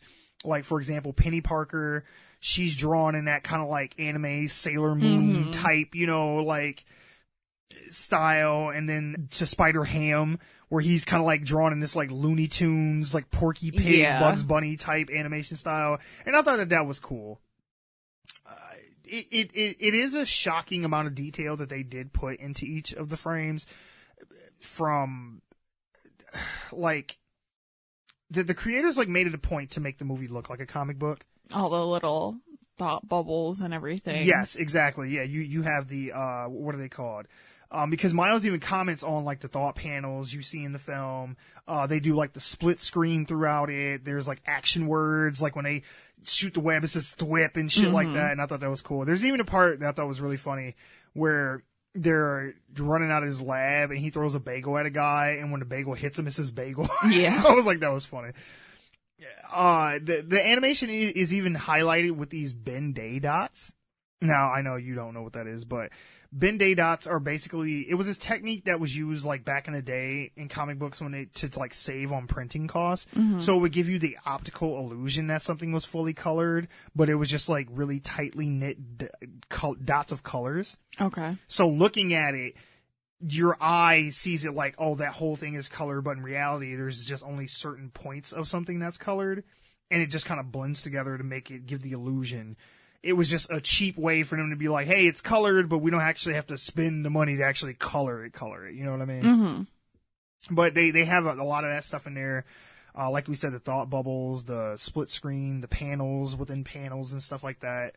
They even have kind of like freeze frames at points where like something would explode or something like that, and like all the colors would change and be super vibrant. Cool. And I was like, I was really impressed at that, because you don't see a lot of animated movies much anymore that's not like a Pixar, 3D type thing. And even when you do, they're trying to make it look more realistic, quote unquote, than actually cartoony and comic booky. And I like that they embraced that and they didn't like shy away from it. They were like, no, we're going to go all in on the comic book shit. And I think what helped too is because Miles' character is really into art and visuals and stuff like that, and that kind of played into that. Because remember the scene where he's doing the graffiti in the subway? Yeah. I liked all that stuff. Like, all that looked really cool. Especially when you see the, minor spoiler. It's like the spider shows up and like, all the colors it looked like flashing it could and be stuff. real. Yeah, like that was really nice. I appreciated that. Now, as far as the multiverse thing, this Miles' universe is not quite the universe that we are used to, though a lot of the iconic Spidey stories have happened here. In the very beginning, they kind of have this like running gag, like each time you are introduced to a new version of Spider-Man, where they're like, okay, we're going to tell the story one more time, and we promise this is the last time.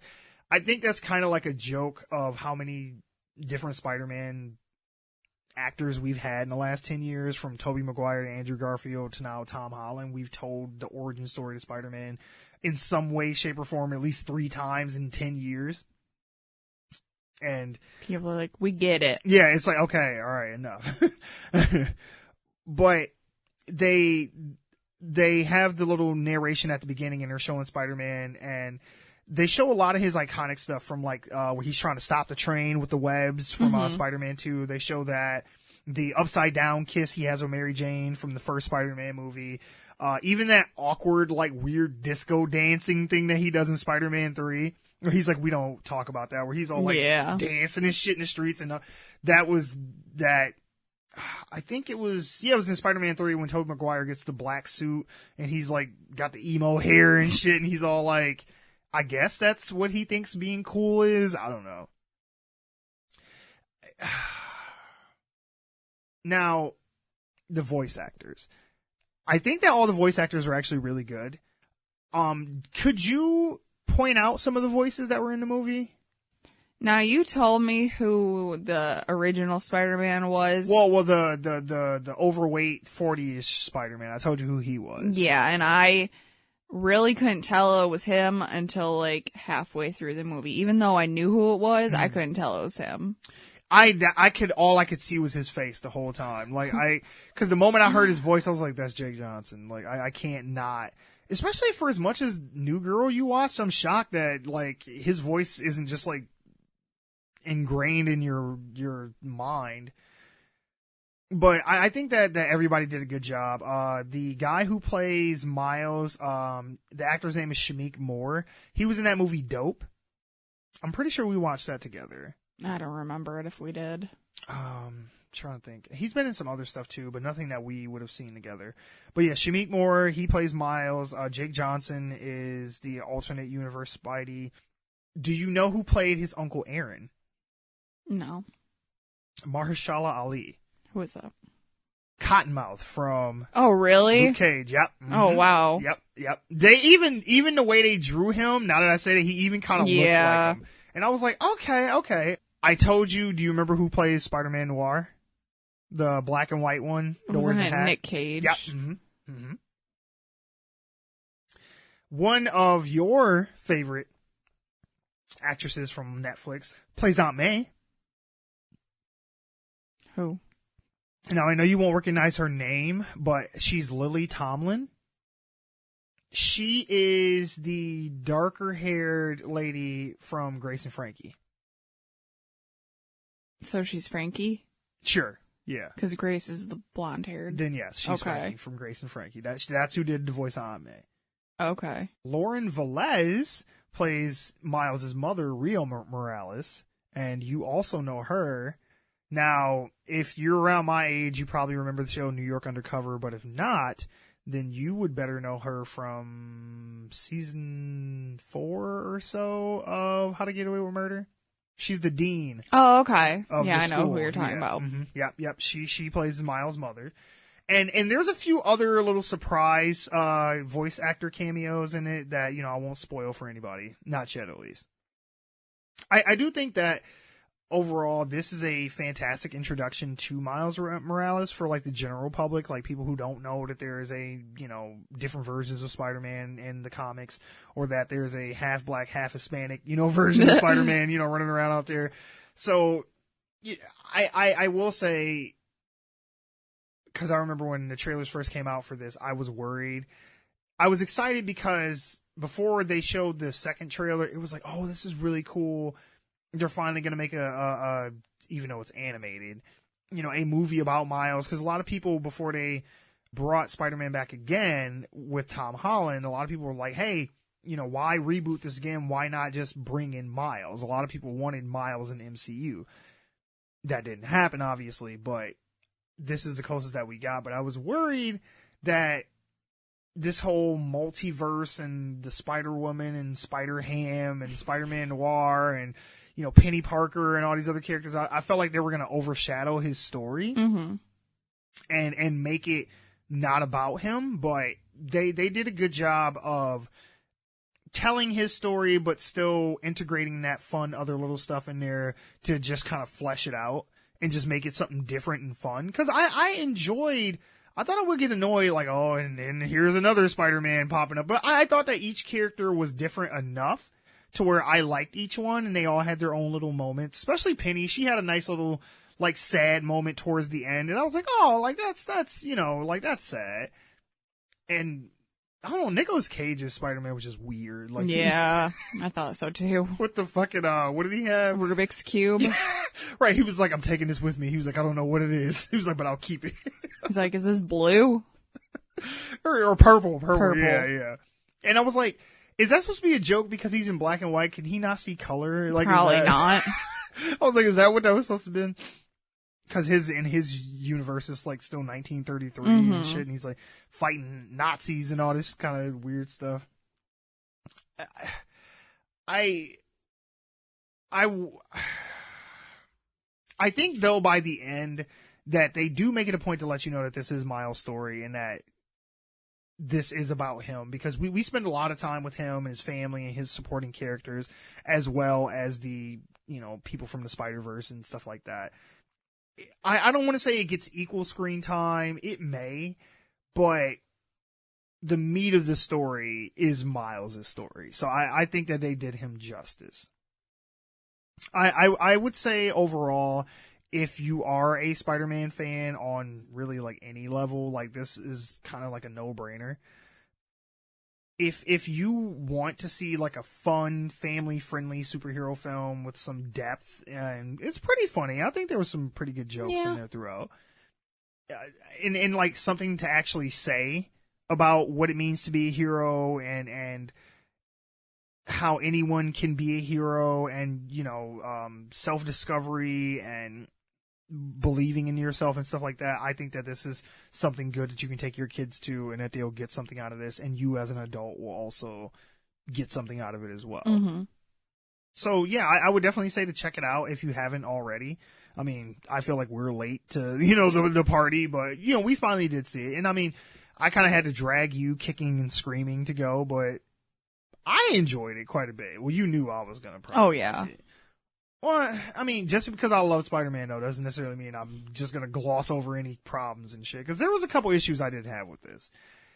But overall, I think it's worth your money. And honestly, I hope that more people do go see it in theaters and support it financially. I'm pretty sure they've announced that they're going to do another one. But it's like, when you speak with your dollars, the studios will listen. So... I think it's worth seeing in theaters for sure. Now, we're going to go to our rating. Now, as Amber was fucking up before and trying to say, now you can explain to the people how our rating system works. All right. So the lowest part is really fucking hates it, meh, like it, or really fucking like it. Why did you turn into Gollum from The Lord of the Rings? It's really fucking hated it. Why are you hates it? I don't know. Like, we hates it! I'm like, what?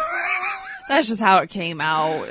Yeah. So, like she was trying to say, it's this 5 is just tiers. Shit on Amber Day. Yeah, well, yeah, it is 5 tiers, so it you can think of it, I guess, as a 5-star system. I like the way we do it, though, better. I don't like stars. Fuck them. So, out of our rating system, what would you give Spider-Man Into the Spider-Verse? I'm kind of between a meh and I liked it. Just because... Fuck you! Oh, I'm sorry, what? Go ahead, explain. You. No, go ahead. Just because, like, I wasn't really interested in seeing it. It was better than I thought it was going to be. I don't know why you thought it was going to be just shit. You're like, oh, let's see this bullshit. I'm like... But, I don't know. It kept me pretty entertained. I didn't feel like it went too slow, but it was kind of funny. The soundtrack was good, so that's about it. Yeah, because we made a comment, or you made a comment when they played the Biggie song. I'm like, none of these kids in here are gonna know what this is. No, this is for the adults. Mm-hmm.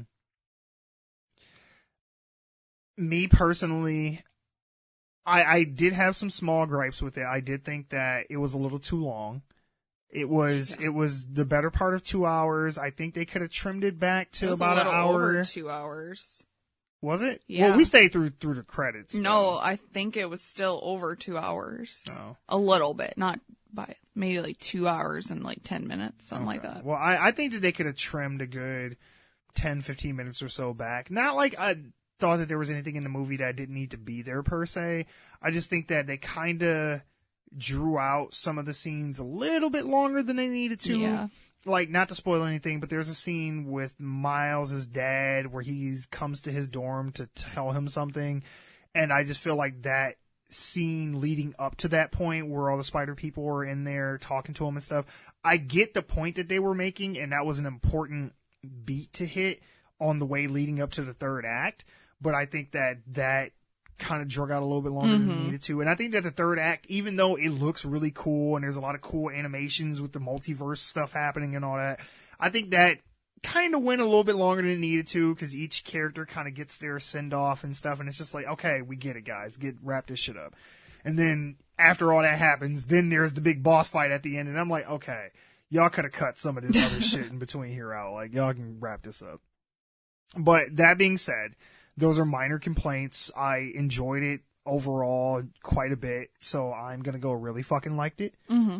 Like I said, I was almost knocked down to just liked it because of, like I said, the length and some of the things that I thought kind of went on longer than they needed to, but I was entertained. I was never bored. I thought it was really funny, and I was just really impressed by everything they did visually in the movie. So that was enough to kind of make me get past my apprehensions about the other thing. So I'm definitely going to stick with just really fucking liked it. Now, that is our upfront review. We are going to go into spoiler territory. So, Amber, tell them. Insert. Francine. What podcast have you been know. on these last few? Insert siren sound here.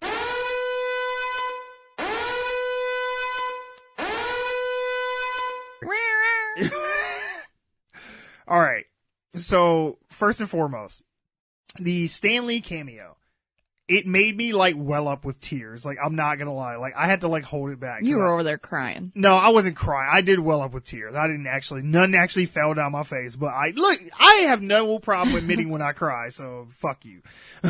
But especially when Miles says to him, he's like, what if the suit doesn't fit? And Stan goes, it always fits eventually. I was like, no, Stan, no!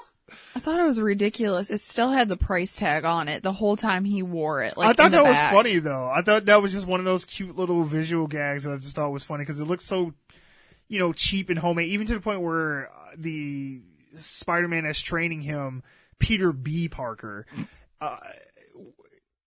I thought that it was funny that he even says to him, like, yeah, it's tacky. Superheroes don't wear their own merch. Yeah. And I was like, that's funny. I did like what they did with the Kingpin, though. I was actually quite surprised with what they ended up doing with him and his motivations for why he wanted to access, like, the other dimensions and shit. It was nice to have the villain not be doing all this shit to just, like, I'm gonna destroy the universe and all this other crazy shit. Like, but he had, like, a legitimate human reasons for his actions. Mm-hmm. Because, and I'm blanking on her name again. What was Vanessa. it? Vanessa. Because in this continuity, and I would assume, because I'm not 100% sure if she's in the comics, but if you've watched the Netflix Daredevil show, Kingpin has a girlfriend, Vanessa.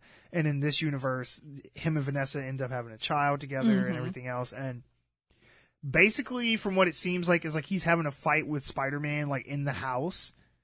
And Vanessa and his son see it, and they're like, because I guess he's been hiding this part of his life from them. They don't know he's like a big, mafia overlord and all this evil shit. And when they see it, they're like, oh, what are you doing, Wilson? This, that, and the other. Like, we don't want to be a part of this. And they try to run off and leave. And they get in a car and run away. And they get into a car accident and die. Mm-hmm. And the whole point that he's trying to access these other dimensions is he wants to basically steal them from another dimension. Like, bring them back. Yeah, and it's just like, well, that's not... Granted, yes, that is them, but that is not the Vanessa and whatever his son Richard that you know and was with and everything else. Like, that's not the same people. It's kind of like the issue that I had with the Cloverfield Paradox, where she's like, oh, my family's alive on this earth and I can go be with them. And it's like, that's not your family. No. Like, yes, on a cellular level, that's them, but that's not, they don't know you. You don't have those memories to share with them, and they don't have a relationship with you. But I did like that as a motivation for him. I'm like, because in the trailers I thought it was weird. I'm like, why does the Kingpin want to open an alternate universe? Like, I'm like, isn't he supposed to be like selling drugs and trying to take over New York and shit? Like, where did this come time. from? But I liked the motivation they had behind that. What do you think? How do you feel about the fact that they because what I thought is that there was no Spider-Man in Miles' universe, or that he was already dead before Miles gets his powers. How did you feel about them killing Spider-Man in the movie? I don't know. I feel like they just had to do it so the other one could come back and be his teacher. Yeah, which was fucked up because he had the worst version yes, he did. Of all the Spider-Man he could have got to had been his teacher, he got like the worst one because this Peter B. Parker, he just gave up on life. He's like, I don't give a shit. Like, Mary Jane left me. She wanted to have kids. I didn't. I lost all my money trying to invest in a Spider-Man restaurant. And, I'm living on a futon and a mattress on the floor and shit. And, he's overweight and he's gray hair and all this shit. And he's just like, man, my life is just fucked up. Like, low-key, he was probably alcoholic and shit. Probably. They probably just couldn't show that shit in this movie because it was for kids, but... He ate a lot of pizza. Yeah. And burgers. Yeah, his life was just shit. He was broke as hell. He was wearing sweatpants half the movie and shit. It's the only thing he could fit in. Right, I mean. Like, it was funny because everybody was like calling him fat through like the whole movie. She's like, oh, you're, when he sees Aunt May, she's like, oh, you're gray and you're thicker. And he's like, damn. He's like, I get it, motherfucker. I need to do some push-ups or sit-ups and shit. I did like one of the biggest twists in the movie is, I guess you could say it was a twist because it was something that they didn't show in any of the trailers. They were pretty good about hiding it, but the Dr. Octopus reveal I thought was really cool. That was a woman. Yeah, it was a woman in this universe. Peter and Miles are trying to steal this information off of her computer, and Miles has to turn invisible to try and get it, and Peter's like trying to charm her and distract her. Like, you have a friend with you. Yeah. And it's funny because at first, when you first meet her character, she seems like this kind of goofy, bumbling scientist. Because you first see her in the classroom in the video. Yep. Mm-hmm.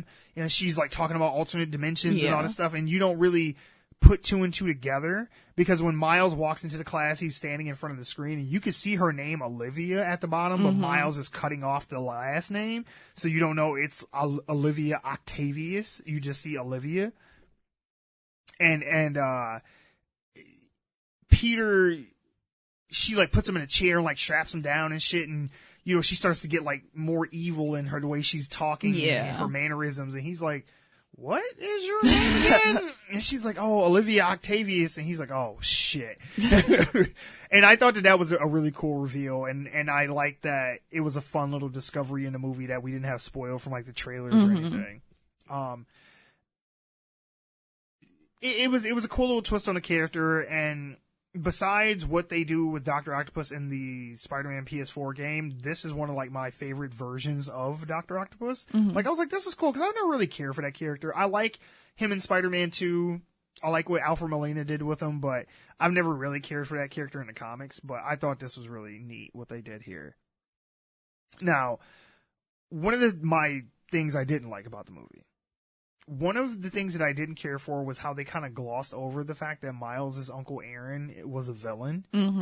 And they kind of tried to like give him some sort of like heroic send-off. Like he wasn't going to like totally kill Miles until he realized it was him. He was going to. Yeah, because like he had him like on the roof and he's like choking him. Miles knew it too. He's like, Uncle Aaron, he's like, don't, this, that, and the other. And, the Kingpin's like, well, what's the problem, Prowler? And this, that, and the other, take care of it. And, he pulls his mask back down and like he lets him go, and then the Kingpin shoots him, and then like they have this whole moment where it's like, oh, I'll let you down and this, that, and the other, blah, blah. And it's like, motherfucker, you've been out here robbing and killing people for the Kingpin probably for like years at this point. Probably.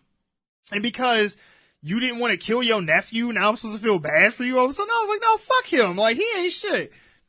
And then like later in the movie, I think by the end, like Miles spray paints his mural for him and it's like rest in power and all this shit. And I was like, no, don't be trying to sugarcoat this shit. He was he was just as evil as the Scorpion and the Green Goblin and everybody else that was in that damn movie. He was bad. Yeah, like because he didn't kill you, it's okay now? Like, that would have just been an extra fucked up thing he would have did on top of probably all the other fucked up shit that he's done.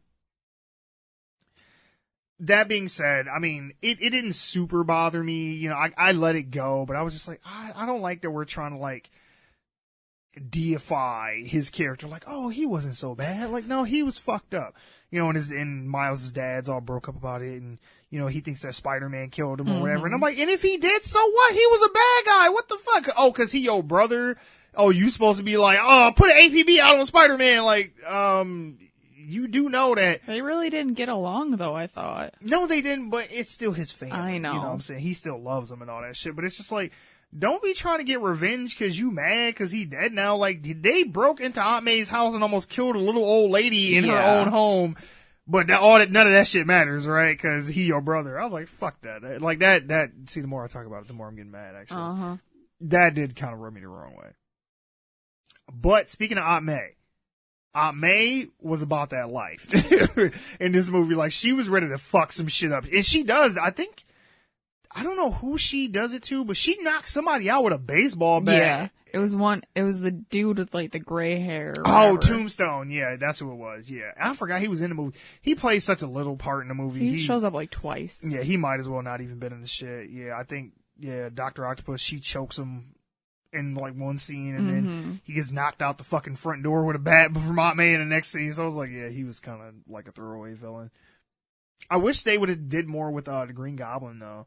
Because he's at the beginning during the little collider thing. Yeah. Fighting Spider-Man. And then you never see him again after that. And I was like, where did he go? He died too. Like, you would think that that's somebody you would want to have helping y'all during these moments where you're trying to get the little flash drive and shit. Because I'm like, he's a big ass motherfucker. Like, you kind of need him on your side. They kind of forgot he was in the movie, I guess. The writer was like, oh shit. I didn't put him in the rest. I was like, well, too late now. We already filming it. Fuck it. But I did like the fact that, though, that she knew who Peter Parker was. Like, she knew his secret identity, and she was kind of like, she was basically like his Alfred to his Batman and shit, because I still don't know how I feel about this, but they basically gave him a fucking Batcave. Oh, yeah. Like, in the shed, you go down there, and he's all these suits and cars and vehicles and shit, which make no sense why Spider-Man would have a car, but whatever. He wants to drive a Jeep every now and again. It's like if Superman had a motorcycle. Like, you can fly. Like, I don't.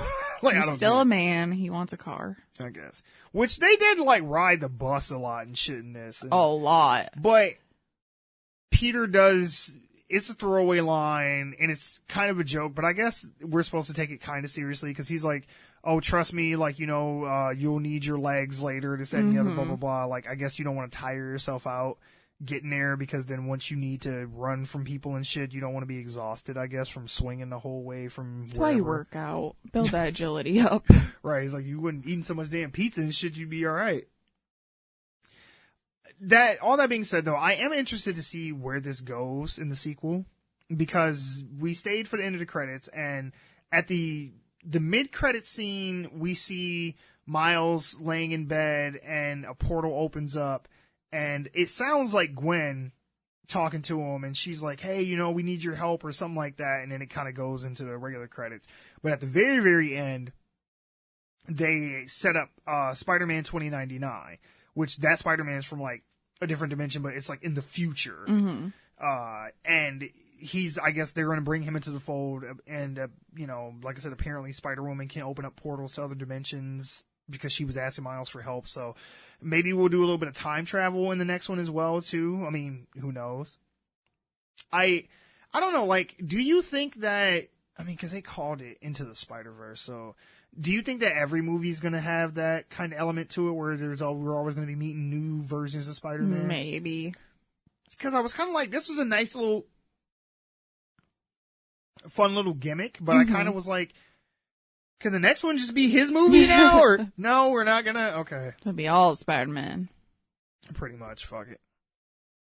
I liked the stuff that Peter was going through though, and kind of how he had anxiety about growing up and taking on adult responsibilities, because he has the whole with great power come great responsibility thing about being Spider-Man, but it was kind of like he was stunted in his like adulthood, and he didn't want to, you know, yes, he did get married to Mary Jane, which they ended up getting a divorce and shit, but it was like he didn't want to have kids, and he wasn't very responsible with his money and all this other kind of stuff, and so much so to the point where he was basically suicidal. Yeah. By the end, because, you know, Miles is like, oh, I gotta stop the Kingpin, because since it was Miles' universe, he's not affected by the fact that he's not where he should be. But Peter keeps going, no, I have to be the one to do it, you know, this, that, and the other, blah, blah, I can take care of it. And to the point where, like, Miles, like, trips him and it holds him over the ledge and shit, and he's like, man, you gotta go home. Like, and then he finally breaks down and he's like, well, you know, what if I screw it up again? And he's like, you know, you won't. And, you know, that whole line about a leap of faith and all that stuff. Which I thought that was really cool. And I was like, that was some interesting way to look at Peter and to take his character and be like, you know, like, yeah, like, what if, you know, 20, 30 years into him being Spider-Man, he still ain't got his shit together and he still can't seem to balance his superhero life with his personal life and stuff like, what would that do to him? And I thought that was a cool, because, I mean, you don't really ever see that in any of the Spider-Man stories. Like, well, what if everything just goes bad for him in every aspect? Like, then what? Because, you know, at that point in his life, you know, his Aunt May is dead, you know, he's, you know, pushing 50 and shit, so it's like... He's by himself. Right, it's like, how do you keep going, you know, like this? Like, can you do this forever? And I like that. I don't think they would have ever just went straight up like he wants to die, but it's implied enough to where if you're paying attention, you'll pick up on it. But I think if you're a kid, you know, you would just kind of gloss over it. But as an adult, you're like, yeah, he was ready to kill himself behind this shit. He was like, I ain't got nothing else back there for me. He's like, Mary Jane, like, you ain't shit, fuck you, and everything else. And by the end, we see he goes back to her house and he's trying to rekindle things with her and fix stuff. And I thought that was cool. Oh, one more thing. Apparently, because I just thought that he was, like, changing how he was talking for, like, Miles' version of Spider-Man when it gets killed. But apparently that was Chris Pine, who is the blonde-haired Spider-Man. Oh. Yeah, the one that gets killed at the beginning. Like, I was like, okay, because I knew he sounded different from Jake Johnson's Spider-Man. But I was like, oh, well, maybe he's just doing his voice different to try and differentiate the two. But no, that's a totally different actor. That's Chris Pine that does the voice of that Spider-Man. And then I believe it's, what's his name? He plays Poe in the Star Wars movies. I can't think of the actor. Oscar Isaac. He does the voice of Spider-Man 2099, because that Spider-Man is Hispanic, and he's his name's Miguel O'Hara. I think he's like half Hispanic, half Irish. They like doing this weird half Hispanic, half something thing with these Spider people, so, well, whatever. But yeah, no, all in all, you know, we enjoyed it for the most part. Yeah. You know. Ate some popcorn. Yeah. No, it was a fun movie. Yeah, that's our review of Spider-Man Into the Spider-Verse. Definitely worth the time. Thank you again for sitting down and listening to us babble on about another movie that we watched. We hope you guys enjoyed this. And, you know, leave in the comments, like, let us know your thoughts. Like, did you enjoy Into the Spider-Verse? Did you hate it? Were you kind of mad about it? You know, I'd love to know your guys' opinions. All right, tell the people bye, Amber. Bye. All right, that's it for the show. Now, normally this would be the part where I would tell Benwah to plug himself, but he got disgusted at the Jaden Smith comment and left the podcast. You will be missed. R.I.P. Ben. Right. But remember, you can always find us at our home at onegiantleapforgeeks.libsyn.com. We are also on iTunes, Spotify, Google Play Music, or anywhere else you get your podcast. Make sure to show us some love, so go ahead and hit that like, subscribe, rate, follow, review, and all that shit. And if you want to find me personally on Twitter, you can find me at FroggyBeaver. And if you have any comments, questions, concerns, criticisms, you just want to say hi, shoot the shit with us, whatever, you can email us at officialoglsg@gmail.com. You can also find us on Twitter at GiantLeapTo4Geeks. See what I did there. And you can find us on Facebook, Reddit, Instagram. I think we have a Pinterest. Whatever. All you have to do is search for One Giant Leap for Geeks. All right, you guys have a good night. Bye. And we are done. Sweet.